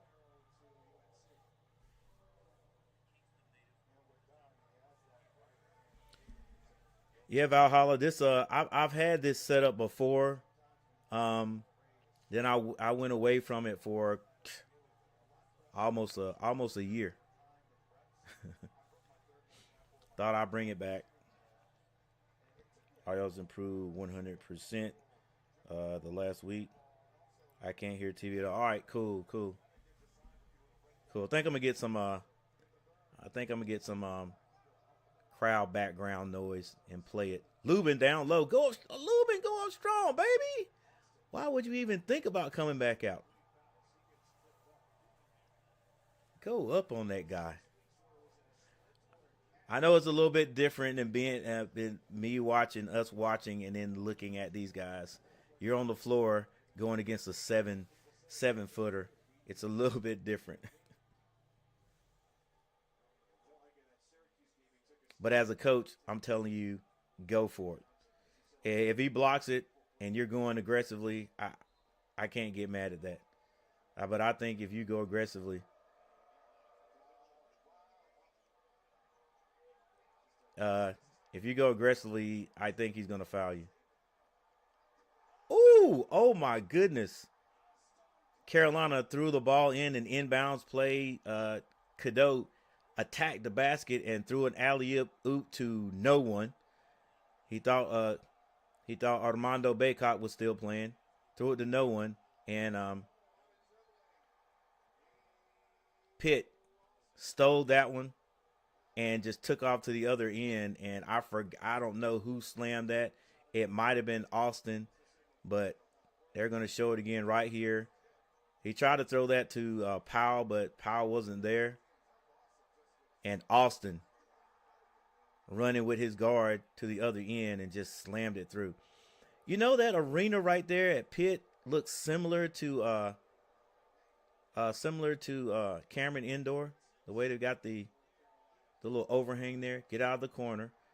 All right, it's tied up, ladies and gentlemen, 52-52. This is Elliot Cadeau. Picks up his dribble. Gets it to Powell. Powell skip passes to Trimble. Trimble with the floater. That's no good. Rebound. Diaz. Pitt can take the lead again right here with 11 minutes and 48 seconds. I'd move that subscribe and view count up top and make a second scoreboard bigger all the way to the sides. I got you because I'm struggling to see it myself right here.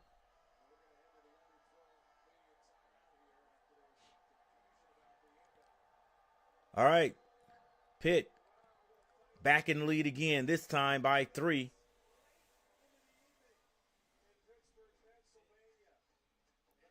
If things continue like they are, we're just going to have to hope that the Tar Heels have their run, have the last run at the end of the game.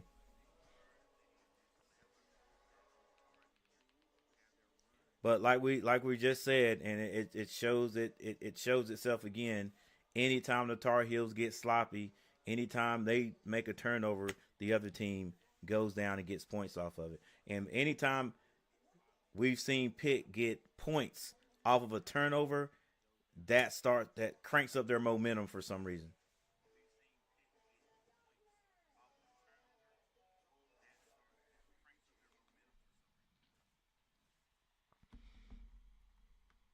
We have a timeout.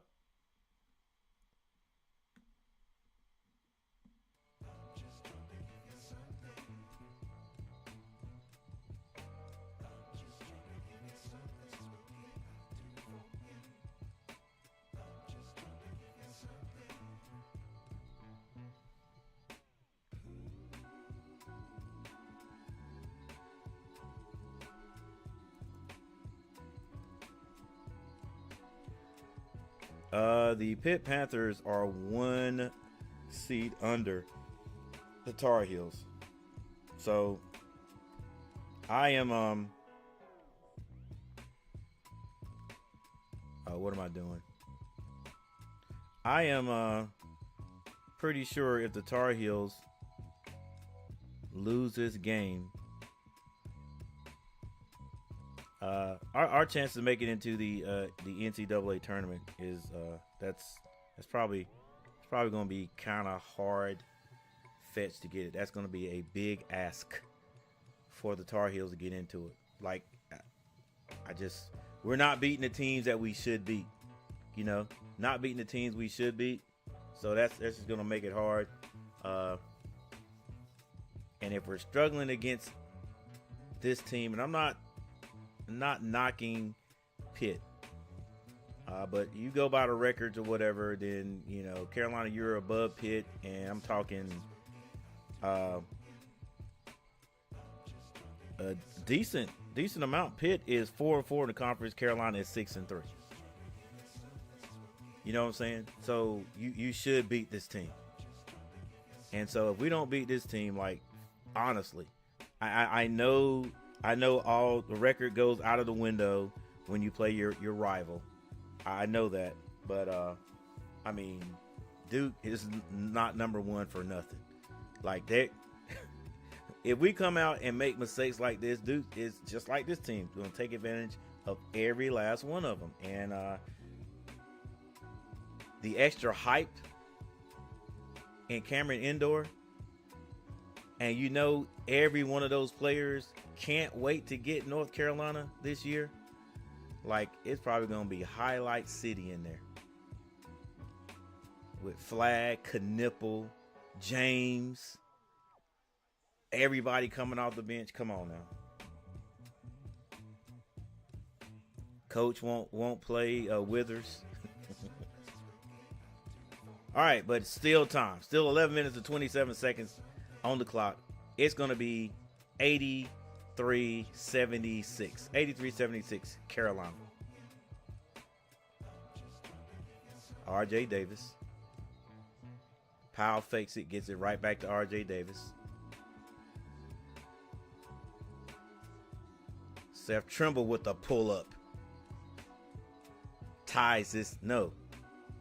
Doesn't tie it up. There was a 3-point shot by the Panthers. So it's a 1-point lead.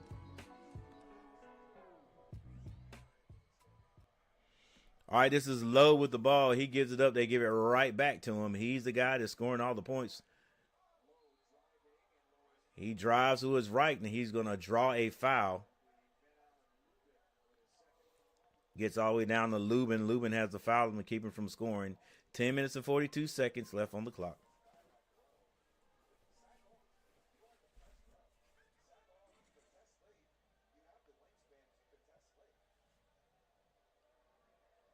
On the computer, it's hard to see, so it has to be just a blur for the best eyes on the phone. I got you. What's the team doing? What is this team doing on offense? Was Eric Cadeau and Powell playing volleyball? What are these sets? This team better figure it out quick, or they're going to get run out of this. This loss may finish him. Yeah.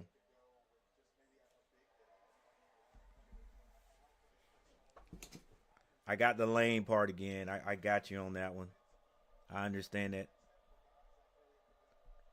100%. We see that lane part all the time for Carolina. All right, go down low to Lubin. Lubin makes a mistake and tries to spin on that. That one dribble was all he needed. Just go up. I do like the fight. Carolina is at least trying to do something different going in.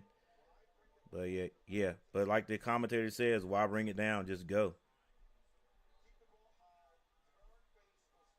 Shoot. He's going to turn and try to slam it on that kid.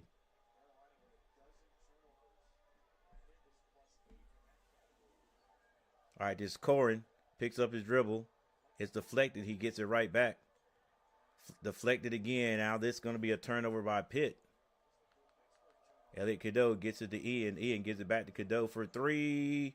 Rims out, and Carolina comes away with the steal. Ian takes a long three.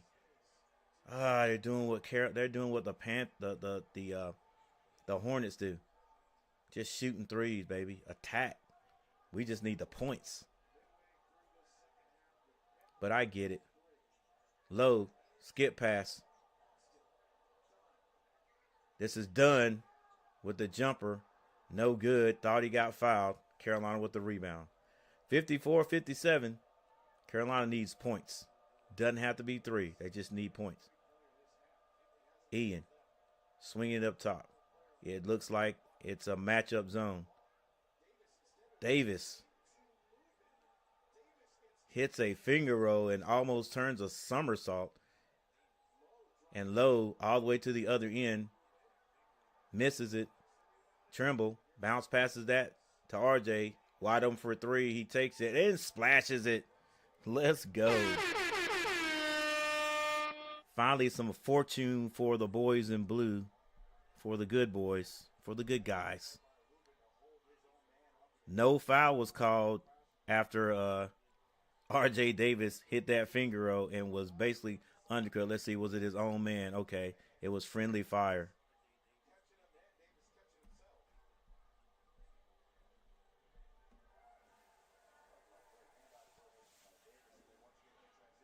And Davis comes right back with the open 3. Has to hit that one.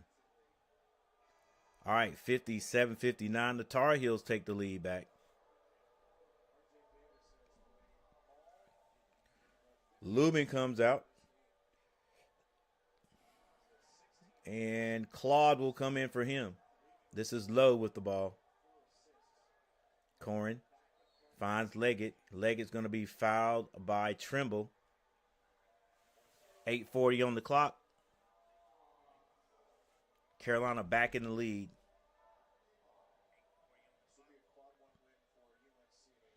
Sean, they don't have a they really don't have a great offense as far as movement, playing. I just think they need to do more movement. All right. Missed shot. Claude with the rebound. Gets that to Trimble. And Trimble down the other end. I think that was Ian Jackson with the lay. Carolina 61-57 right now. A self-pass was not called. I guess you can do that. Lowe gets to the elbow, picks up his dribble, skip pass over to Dunn. And a foul's going to be called on Claude. You got to let that go, Claude. Just get behind him, baby. Stop fighting with him and get behind him. But nobody in the bonus, so not a bad foul. Well, the foul won't hurt. Let's put it that way. All right, 8:05 on the clock. 8:05 on the clock. Carolina did score, so let's give them their points. It's going to be Pitt ball. It's a block. Let's go, Trimble. Get up. Trimble, what are you doing, baby? Be aggressive. RJ Davis dribbling. Carolina decides to slow it down. RJ Davis throws it up, is blocked.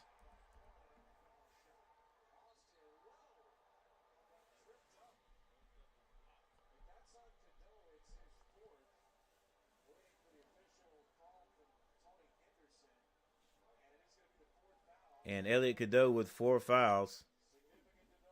Once he gets quick fouls, boy, I'm telling you, he will more than likely foul out of the game. He just can't help himself. And that's some guys. That's some guys for you. Well, some players for you. You know, they get in foul trouble, and it's just like, that's the last thing that's on their mind. The last thing that's on their mind is getting in more foul trouble if I try to get this steal, if I stick my hand out here. To me, it's like, okay, if it's me and another guy attacking the basket, I'm gonna do what I got. I'm gonna try to avoid fouling. I'm gonna play defense, but try to avoid fouling. And it's like some guys that escapes them. It's just out of their mind, out of their head. Either that, or they don't realize that, hey, you got this ref that's calling everything. If I put my hand out there and it looks like I'm fouling, he's gonna call it. So why do it? But Elliot Cadeau is like, he's one of those guys. If he gets 2 quick fouls, he's gonna take advantage of all those fouls. He's gonna take advantage of all 5 of them before the game's over with. Better believe that. All right, thank you guys for coming in and hanging out with me. Thank you for hitting that like button. Let's see what we got. Let's see if we got 10 likes. Yeah, I know we don't have 10 likes. But maybe we're getting close. Oh, my goodness. We've got 9. 9 likes. Thank you, guys. Appreciate it.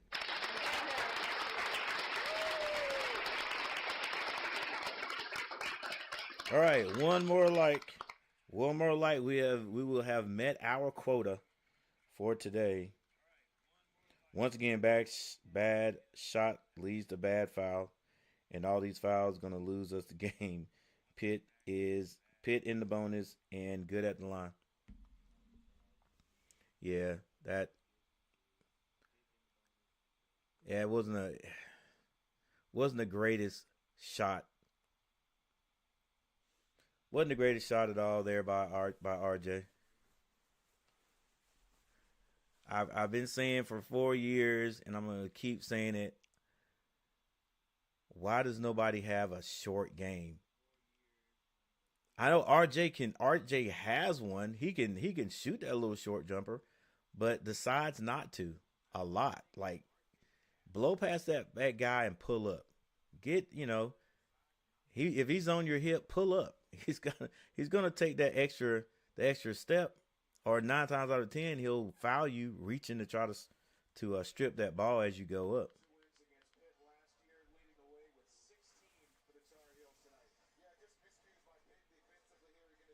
I think they just said Carolina has 16 turnovers.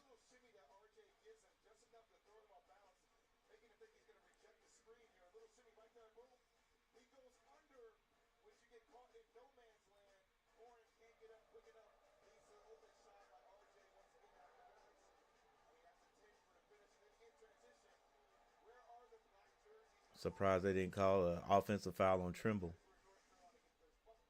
All right, Carolina with a lead. 4-point lead with 7 minutes and 39 seconds. 4-point lead with 7:39, but not now.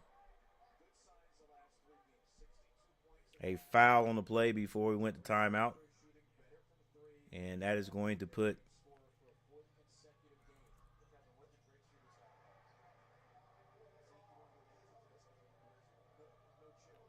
a Pitt player on the line. He hits both.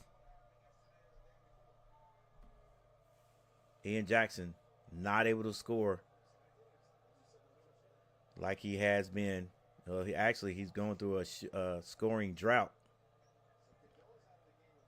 He goes baseline this time. Gets it out to Powell.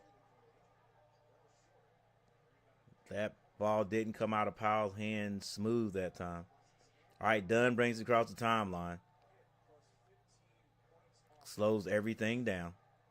They've got 17 seconds to score. Dunn still dribbling with the crossover. Kicks it. Diaz with the jumper. It is going to be no good, but Cohen fouls, I think it's Claude.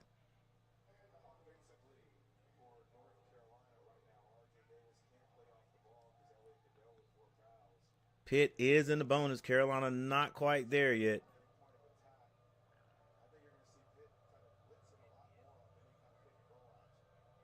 This is Trimble with the ball. Trimble being guarded by Cohen. He should be able to take him, but everybody's in the way there. Cohen switches now. Nice play there. Nice strong move, or strong shot anyway, by Trimble. Diaz hands it off. Nice little pre-action going on there. And that's just done. Goes down low to the big man. And a foul is going to be called on Davis. Hey, they run that action right there to try to get a mismatch. Anybody that switches, and then they find wherever the mismatch is, and that's where they go with the ball. I think, or they could be just running it to get a smaller guy on the big guy. And Cohen misses a free throw.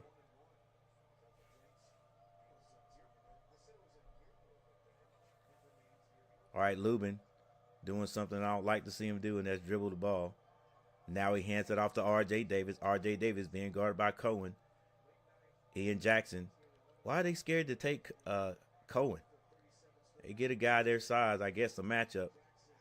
Jackson can't hit the jumper. In the pros, when a guard has a big guy on him, he always takes him.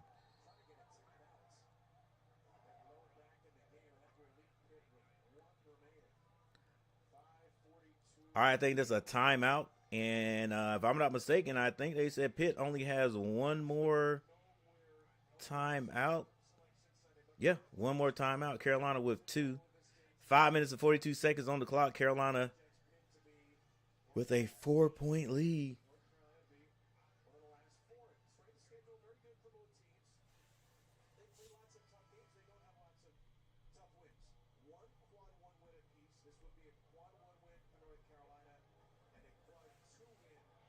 All right, we got 13 votes. Let's see what you guys are thinking. I think I know what you're thinking.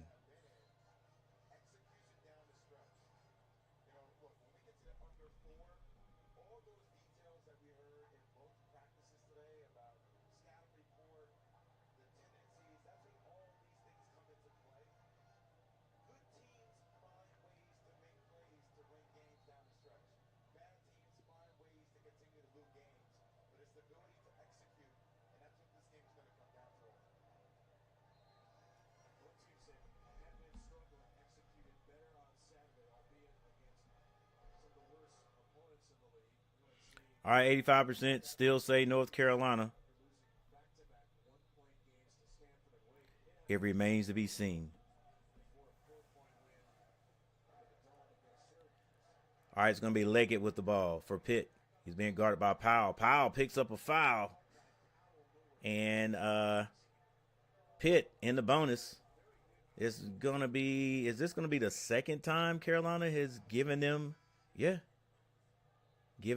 free shots at the free throw line? Yeah, because Cohen just missed one. Let's see if Leggett can do the same thing.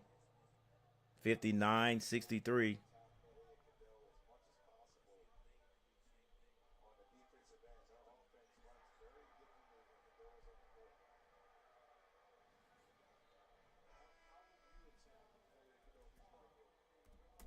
60 points. Elliot Cadeau comes back in. It's 60-63 Carolina.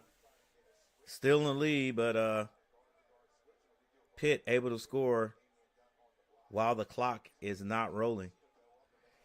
And now it's down to a 2-point game once again.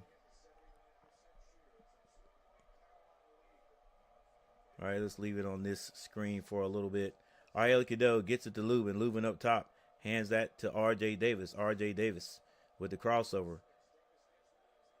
Gives it to Cadeau. Cadeau gives it right back to him. They give it. Nobody wants it. They're giving it back. It's just a Trimble loses it again. He shoots it. And it's off the mark. Carolina with a terrible possession right there. Like I don't know what the passes are about. I don't know whoever's saying here what kind of offensive sets they run. Yeah, that's what it is. It's pass the ball, give it right back to RJ. RJ passed it, they give it right back to him. Austin for three, and he hits it. 1-point lead by the Panthers. Now, like I said, Carolina's just going to have to hang on and make that run at the end of the game to win. All right, Trimble with the ball. Nobody else looking to score. Trimble gets it right back out to R.J. Davis. 10 seconds on the clock. Looking for R.J. to do everything. He goes in strong. It's blocked. Nothing called. This is done. He shoots a three. Misses it. And Austin is hurt at the other end. May just be a cramp.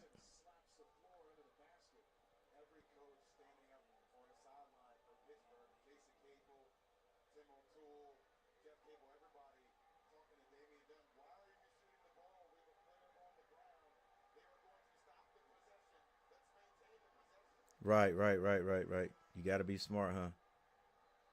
There's another, just a forced shot. Like, come on, baby. Like, if you go all the way down, it's not necessary. I mean,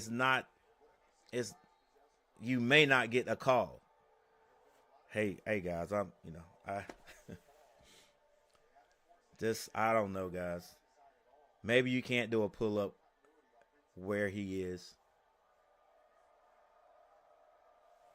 All right, Carolina down by 1 with 4 minutes on the clock. Elliot Cadeau picks up his dribble, gives it to Lubin. Lubin loses his footing, and a travel is called.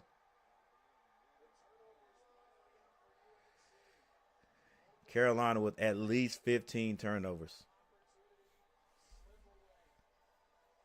But that section right there looks like Cameron Indoor. I mean, Cameron Indoor is a lot tighter.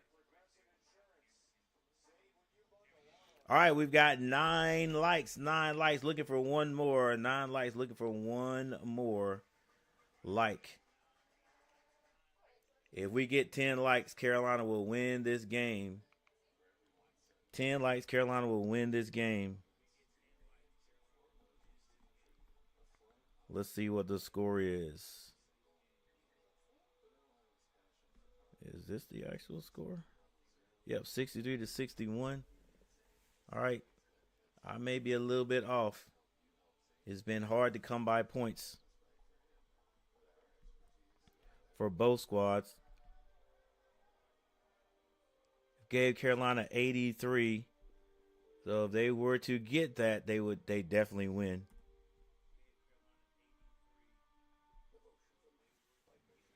Right now, the Panthers are in the lead by 1. Panthers in the lead by 1. Coach Gary has 9 likes. Thank you for the 9th like. We're looking for 10, though. We're looking for 10. 63-64.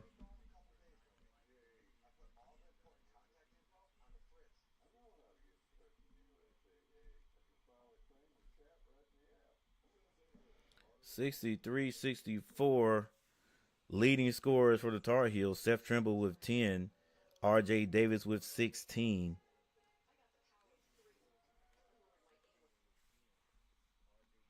Off the bench, Drake Powell has 8 points.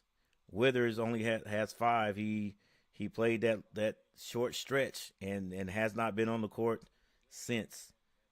Pittsburgh has 4 people in double figures. It's going to be Corin with 12, Austin with 12, Lowe with 18, and Leggett with 11. These guys together have 6 turnovers. Carolina, 13. Then Alan Lubin with 3 of those. Ian Jackson has 2. Elliot Cadeau has 4. He's back to his 4 turnovers a game. That's an average. That he being the quickest guy on the court, and that turnover margin just can't make his stock look good. R.J. Davis has 3. And R.J. Davis has been turning that ball over a little bit too. Turn the ball over a little bit. Sometimes he does not shoot his free throws as prolific. Well, I can't say prolific because people in the pros don't shoot free throws prolifically, if that is a word. No, people just are scorers. All right. But I wonder, and yes, I'm going to say it. I wonder if once Davis got his big contract, and I'm going to say contract because of NIL, did he start to chill a little bit? Do a lot of these guys start to chill a little bit? Guys like RJ Davis, he's a millionaire now. Right? He's a millionaire. Probably got a couple of million. Including what he got last year and this year. So does that make a guy chill a little bit on the off season? I don't have to go pro. I'm still going to be a millionaire. Oh, wide open 3. Carolina gets on the floor as a tie-up. It's going to go to Carolina. R.J. Davis getting on the floor. Who knows? That right there could save the game. That missed 3 and that tie-up right there by R.J. Davis getting on the floor could save the game. Who knows? Thing is not over with yet. He's not worth it. Duke is going to skull drag us. All right, Trimble with the ball, gets it to R.J. Davis. Cadeau, my gosh, son. Nearly a turnover. Cadeau getting to the basket. High off the glass is good.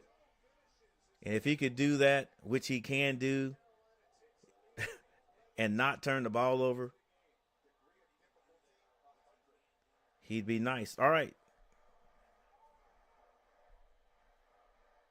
The Pitt crowd on their feet. This is Corin. Almost turns it over. He can't pick it up. Well, I guess he can. Dunn with the three. Can't hit it. Rebound, Lubin. Slow down. We have the lead. Oh, nice bounce pass, but Lubin doesn't have hands. He never has had hands. Misses that pass. That's why I just said slow down. And then Carolina comes back to the other end. Wide open three. It is good. And Pitt takes the lead right back. After what? The Carolina turnover. It's a 2-point lead now with 2 minutes and 24 seconds on the clock.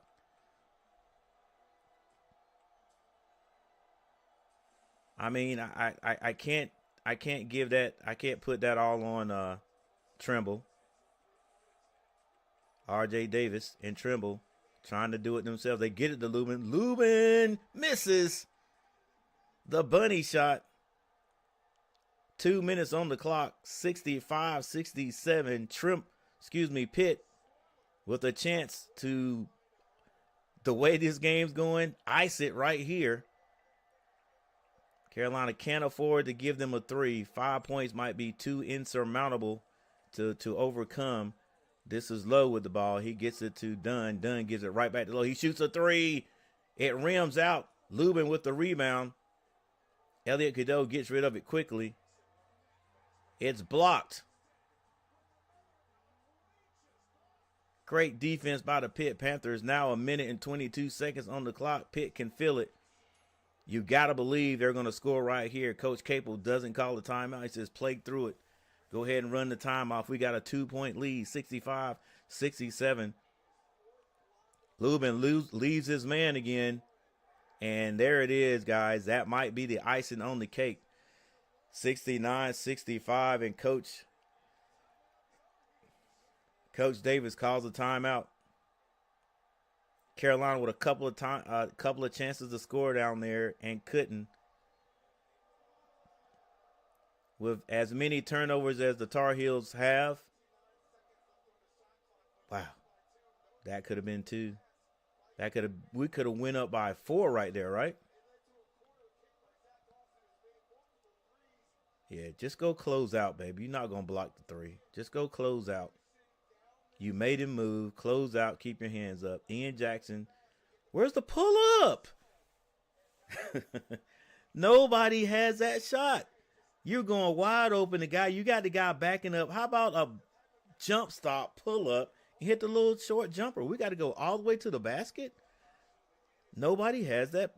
Nobody has that in their arsenal.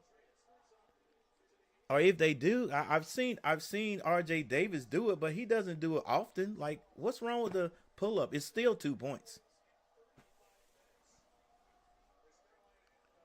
All right, 65-69. My prediction was way off. Matchup predictor, bro, it said 56% chance for Pitt to win. So 40-some, so it's a 44% chance, 43.9% chance for Carolina. So far it's right on. Give a little time for something crazy to happen to give Carolina a win. But right now, Coach Capel, being the intelligent coach he is, called this timeout and told those guys exactly what to. No, wait. He didn't call the timeout. It was Coach Davis called the timeout. It's just great defense, baby. Great defense and a lack thereof for Carolina.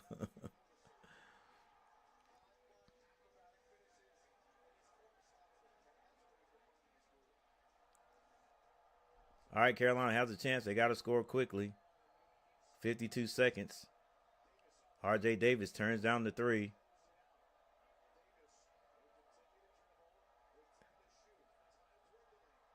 Another block. Austin, what is that? Like 4 blocks by Austin? He is blocking everything. He blocked that one so good he should have just caught it.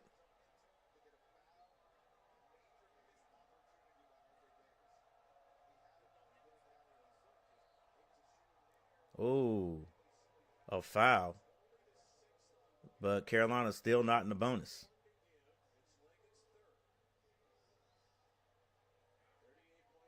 So unlike Carolina, who, while Pitt was in the bonus, they give them at least 3 points. Elliot Cadeau leaves that to Trimble. He can't hit it. Tip, no good. And it's a jump ball that's going to Pitt.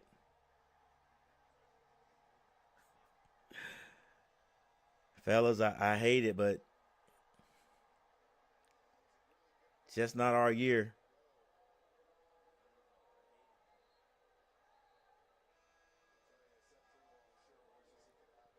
I mean, and it's like we've got the athletic talent and ability.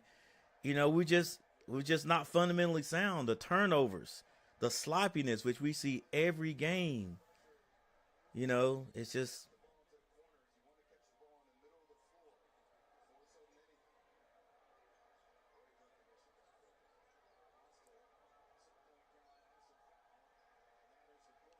And that's gonna send Pitt to the line. Hey, it's like I always say, every time you turn the ball over, that is an attempt you don't get to score at your basket. So Carolina has 13 less attempts at their basket. Maybe even 14. I don't know how many turnovers they have, right? I think the last time I looked, it was 13. So 13 attempts. You're going to tell me in 13 attempts, Carolina, I mean, if you just look at the points, Carolina at least gets 5 points. Even though we're not a great scoring team, at least we get 5 points out of 13 attempts. Maybe even 6. Let's say 6 points out of 13 attempts. 6 points, we're looking good right now. And it's we're doing something different besides having the foul or having a full court pressure on Pitt. Elliot Cadeau brings it down on the right side, gets it to Ian Jackson. Ian Jackson, oh, you got to shoot that. Should have shot it the first time. Way off. And that is going to be it, guys. With 11.5 seconds on the clock, Carolina goes down to Pittsburgh, or up to Pittsburgh, and and the Panthers take them out with excellent defense. Like I can't remember where I've ever seen one guy block so many shots in crunch time. And Withers has got to be like, bruh, what do I have to do?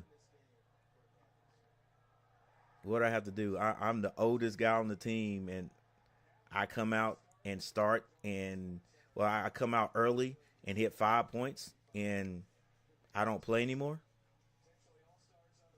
Not saying that would have changed a whole lot, but who knows? Who knows? Withers might have been that guy we needed. 9 seconds. R.J. Davis. Trimble for 3. Can't hit that one.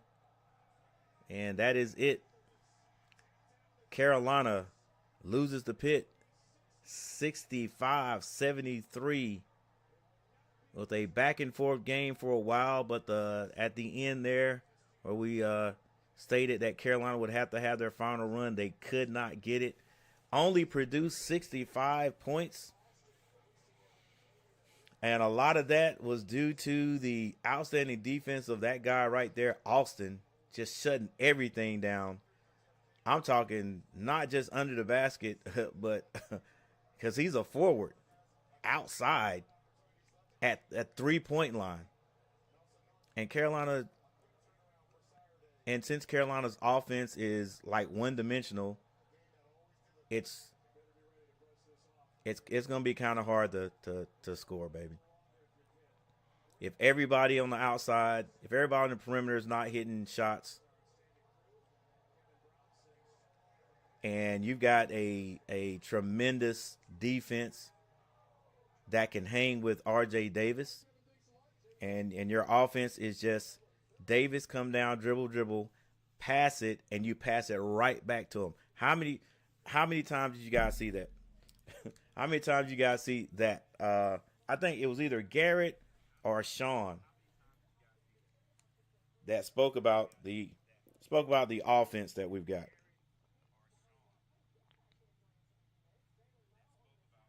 What is this team doing on offense? Was Elliot Cadeau and Powell playing volleyball? What are these sets? This team better figure it out quick, or they're going to get ran out. They're going to get ran out, and this loss will just finish them. I mean, that right there said it all.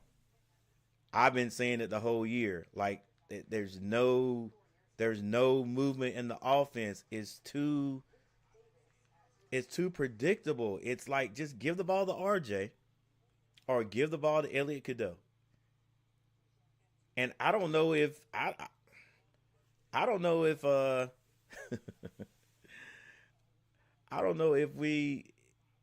it's a set play. It's just like give it to whoever wants to score. And it's like RJ Davis, I mean, several times he'd pass it to Cadeau, Cadeau would give it right back to him. He passed to Trimble, they give it right back to him. Every now and then they pass the ball to Cadeau, and Cadeau would be like, okay, I'm gonna take this guy. And then you saw right there at the end, uh, RJ gets the ball, he's dribbling, they're trying to run off screens ain't there. Somebody else is picking them up, and it just running time off the clock. And that's almost our offense in a nutshell. It's right. It's no movement. It's come out, hold the ball. It's just like the dang Hornets. I love my Carolina teams. I can't cheer for anybody else. I don't care how mad I get, but it's the same thing.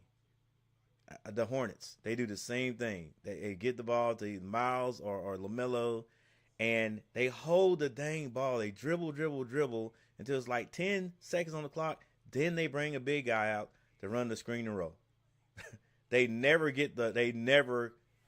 complete the roll. It's that one guy tries to come off the screen. We saw it a couple of times right there. Bad shots. Uh, they pick up. Now we got nobody to pass it, or we're passing it, giving somebody a grenade, which is shot clocks running out, and they've got to shoot it. Just no kind of fluency, no kind of movement in the offense. Something's got to give. You got to look at that and say this ain't working. Not for every single play. You're going to run the ISO because you want to get the ball in your best guy's hand, but in this game of basketball, there's more than one way to do that. It doesn't. You don't have to come down and make a couple of passes, get it in this guy's hand, and say, "Okay, everybody clear," and let this guy take him, because either he's going to take it and take a bad shot, or he's going to get it. Wow, he's going to get it to somebody who's open, or hopefully open. And if you don't hit the open shot,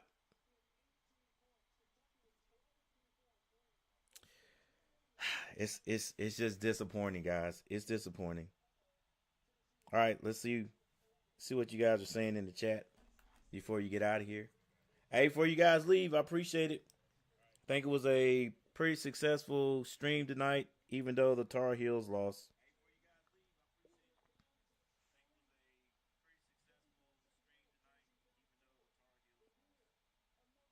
All right, this team just ain't no good. It's sad, really. You know they are. They know they are beat. They wasted 30 seconds for one bad shot. 13-9. Gonna be 13-12 after this fourth game stretch. This 4 game stretch. 21 points in the second half. Absolutely pathetic. I can't remember the last time we were this bad. Cole Anthony year, yeah, yeah. Cole Anthony year, yeah. It was about that time. Uh, yeah, Garrett, that's about it. Heels are garbage. I'm about done with this team. Yeah, Garrett, I feel you, but that's one of those things where it's like, man, this is disgusting, but I can't look away. I can't look away. Uh, Hubert is proud of them. He said he has been proud of them all year. That's freaking pathetic. Proud of what? Right, right, right. But look. Offensively, like I said, offensively, you got to run. You running what you guys go over in practice, right? The only people they get to go over in practice, they got to run against in practice is the second team, and those guys on the bench. So heck, the offense might look perfect in practice with Elliot Cadeau running past those second string guys, and they're not able to guard R.J. Davis when they do run a scrimmage. You know, uh, the guys who Ian Jackson probably killing everybody in practice. Lubin, he's getting all the reps, so evidently he's like doing better than Withers in practice. Evidently, um,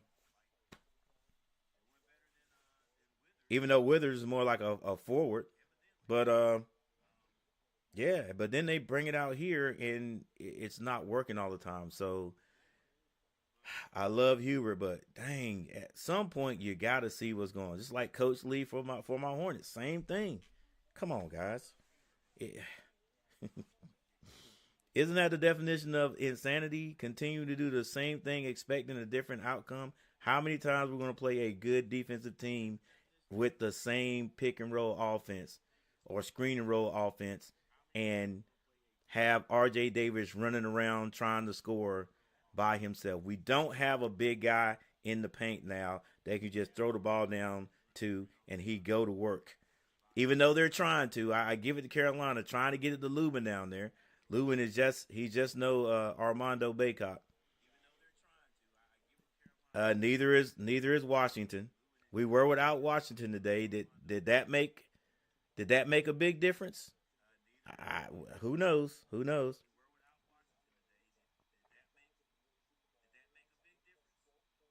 At Duke Saturday and Pitt again in Chapel Hill. Okay, Duke gonna win by 30 for fun. Yeah. Now I'm gonna tell you guys. I'm thinking about doing that, but that stream. But man, if it gets too ugly, I might. I might. Nah, I wouldn't dare. I might go silent. I might go silent on the stream. Yeah, Withers had 20 against Louisville last year. Only played 3 minutes and had 5 points. That would make Turney playing like this. I don't think so. I think we're gonna continue to drop. Well, especially if we do lose 4 games, yeah, we out. We're out. Wouldn't matter no way. We can't beat. No, we can't. We can't. Yeah, we can't beat ranked teams, right? Lubin can't catch the ball. Thanks, coach. Wait till Saturday night. Saturday night massacre. All right, Sean. Yep. Michael Smitty, a pile. Good evening, group. Some of the sloppiest play I've seen this evening. Yeah, what's up, Rodney Sessom? Yep, you're right. And just a continuously turn the ball over. Continuously turn the ball over. Did RJ even score in the second half? That's a good point. I think he scored once, if I'm not mistaken. He scored once to get double figures. I'm going to go over the stats in a minute. I think he might have 12 points, maybe. He may have had 14. I'm not sure. Uh, what's happened to Carolina basketball, man? Used to be what I could brag about, but not anymore. We need a basketball coach, not a basketball player, as a coach. Withers didn't even see the floor, but for 3 minutes a joke. Yeah, I listen. You gotta look. I don't get it. I don't get it. And he's got to be he may be the oldest player out there, which to me says he's got a little bit more experience. Put him out there. I mean, let him help. Dunn for Pitt is their elder statesman. You can see how he. I mean, you could tell when he got the ball, like he knows how to play basketball. He knew when to slow it down. He knew when to take his three. You know, that pass that at the end that Washington didn't handle. Uh, you know, in my head I was like, just slow it down. Uh, slow it down, Elliot. Like, don't I really as a coach I would have said don't pass that ball. Like in my mind right there I was like, no, don't pass it. That's why I said slow it down. He got it there, and Lubin couldn't handle it. It was an okay pass, but Lubin is not that type of athlete, you know. So like I tell my players, it depends on who you're playing with. Like if I had to put somebody in the game with less skill than the person I'm taking out because they're like Elliot Cadeau and they get in foul trouble.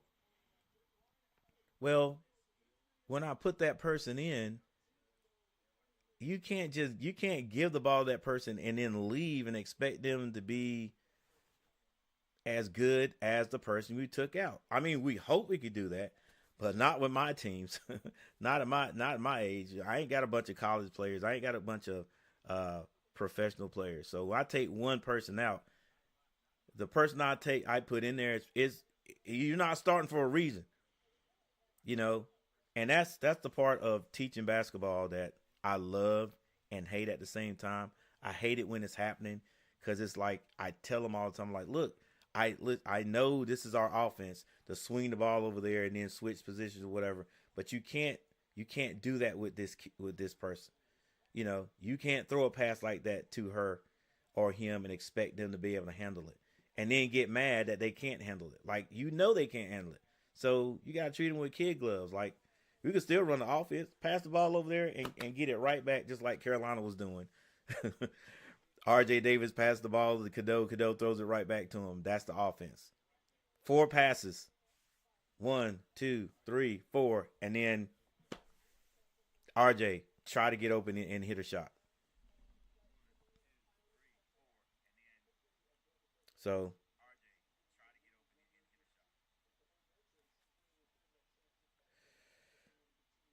he's a 5-year senior. Yeah, fifth year senior and not playing. Like, ah, yeah, we can't afford to do that.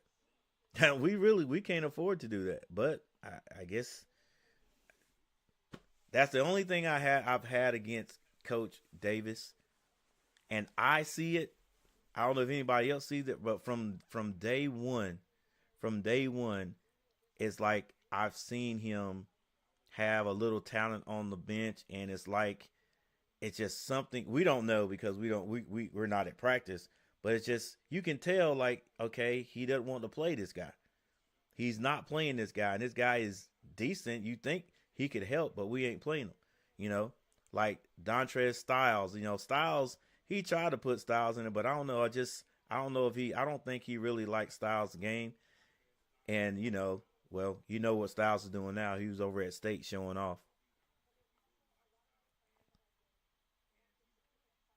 But it is what it is. I wonder if that's why Trimble thought about leaving. Oh man, it's I wonder if Trimble thought about leaving, you know, but now these days they can lure you back. Hey, Yeah, Trimble, see me in my office. Yeah, son. Like, I know you're in the transfer portal, but I just want to, we love you here, son. But we just want to talk to you one more time, and you can make your decision after this. Um, we're invested in you. We're invested in you, and we think you can help this team. So I know you're in the transfer portal. You're looking for another home, but look, if we throw another 50,000 or 100,000 on what you're getting in NIL, think about that. All right, think about that. Come back, shop shop the transfer portal and see what you think. Next thing you know, Trimble was like, "Man, am I gonna am I gonna get this anywhere else? I'm coming on back. This is guaranteed money. They can do that now. They could lure people back with the cash. Lure people back with the cash. First was the transfer portal. You can go wherever and play the same year. That was the start of it, and then the NIL just kicked it over the top. All right, guys. But with that said, see, there's only one person in the chat. I did too much talking. Nobody even said bye. They just got out of here. They got bored of me talking. But anyway, here we go.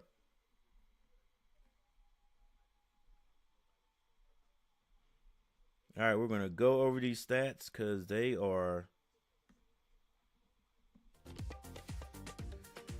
should be interesting.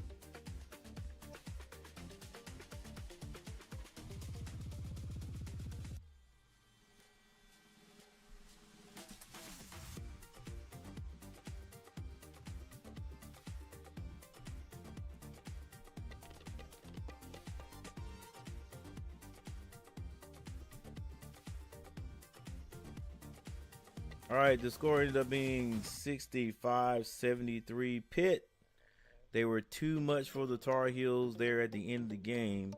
And here are the stats. Here's your box scores.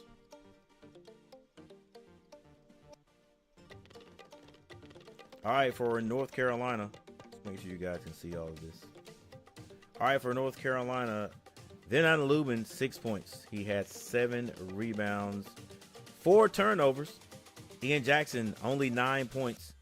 He had 4 rebounds. He also had 2 turnovers. Ellie Cadeau with 11 points, 4 turnovers as a ball handler. And ended up with 5 fouls. He did get that 5th foul. He did have 7 assists, however. Seth Trimble with 10 points. He did not turn the ball over one time. R.J. Davis, 16 points and 3 turnovers. I mentioned the turnovers, ladies and gentlemen, because in essence, this is what led to the loss here with Carolina. Guaranteed. James Brown came in, did not score. Claude did not score. Withers had 5 points in about 3 minutes. 5 points in 3 minutes and did not see the floor again. All he did was score. He didn't get a rebound. He didn't get an assist or anything. He didn't turn the ball over. 5 points and no more Withers. I bet your Withers wishing he could go back to Louisville now. Drake Powell, 8 points, no turnovers. Pittsburgh only played 7 guys. Cohen, 14 points, the big man in the middle. He had 5 rebounds. Zach Austin, didn't know this guy when the game started, but I think taking a look at his attributes are very important. 6'7", 210 from Winston-Salem, North Carolina. Carolina let him get away. Winston-Salem, North Carolina, 9.5 points. This kid tonight basically shut Carolina down himself down the stretch in the last 3 to 4 minutes with let's see, how many blocks did he have? 5 blocks. 5 blocks in the last 3 or 4 minutes. Well, he probably had like 3 big ones in the last 3 or 4 minutes. Lowe, 18 points. That's Jalen Lowe had 14 points. Leggett had 15 points. Damian Dunn with 5. And off the bench, Guillermo Diaz-Graham, the 7-foot twin, had 6 points. Now, he's not scoring a whole lot, but you guys, at 7 foot, I would not be surprised if he made somebody's pro team, you know what I'm saying, and just make the team and just was on the bench. Yeah, I've seen it before. A big kid from Duke, like I had no idea he was in the pros. I don't think he's there now. I just can't remember his name. But anyway, who played defense on Carolina's team? For every person, everybody except Dunn. Now Dunn is the kid from Kingston. He's the elder. Is he the elder statesman? Hang on, let's just see where Dunn. He might be. Yeah, he's a senior. He's a senior. He only had 5 points, but it's just like he created a calmness in the game.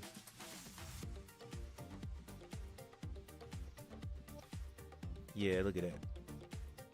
Wow. And this team only has 6 turnovers. All right, with that said, let's look at the team stats, and then we'll get out of here.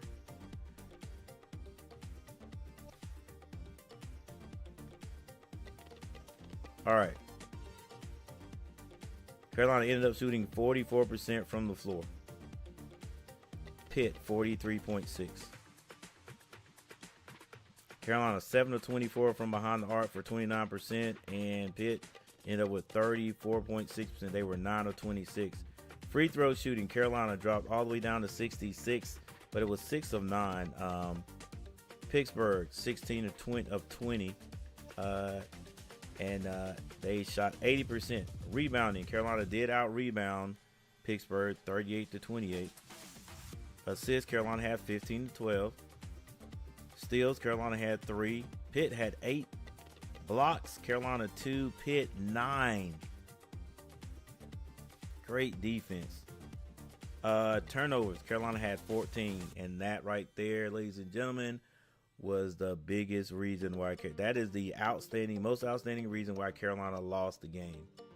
That is it right there. 14 turnovers. That's 14 attempts you don't even get at your basket. That's it. That is it. Fast break points went to Pittsburgh, 16-11, and a lot of those were off turnovers, off steals. Points in the paint went to Carolina, 34-24. The largest lead by Carolina was 10. Pitt 8.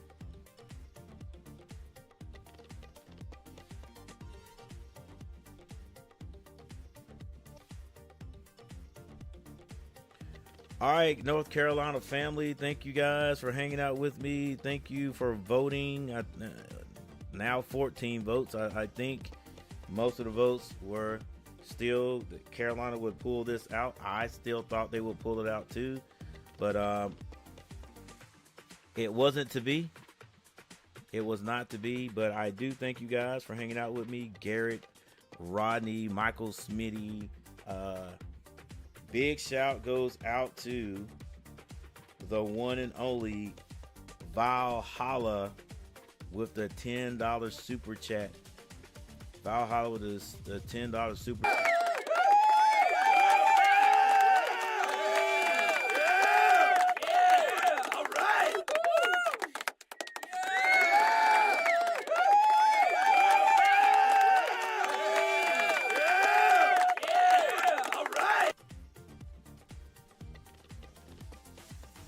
Appreciate that, Valhalla, 100%.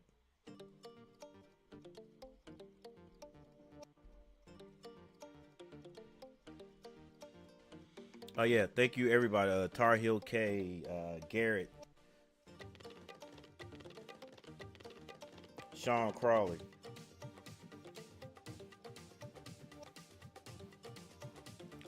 Thank you, Valhalla, for the super chat, and thank you for sending. Was it Sports Girl? No, Girl Loves Sports. Chick Loves Sports.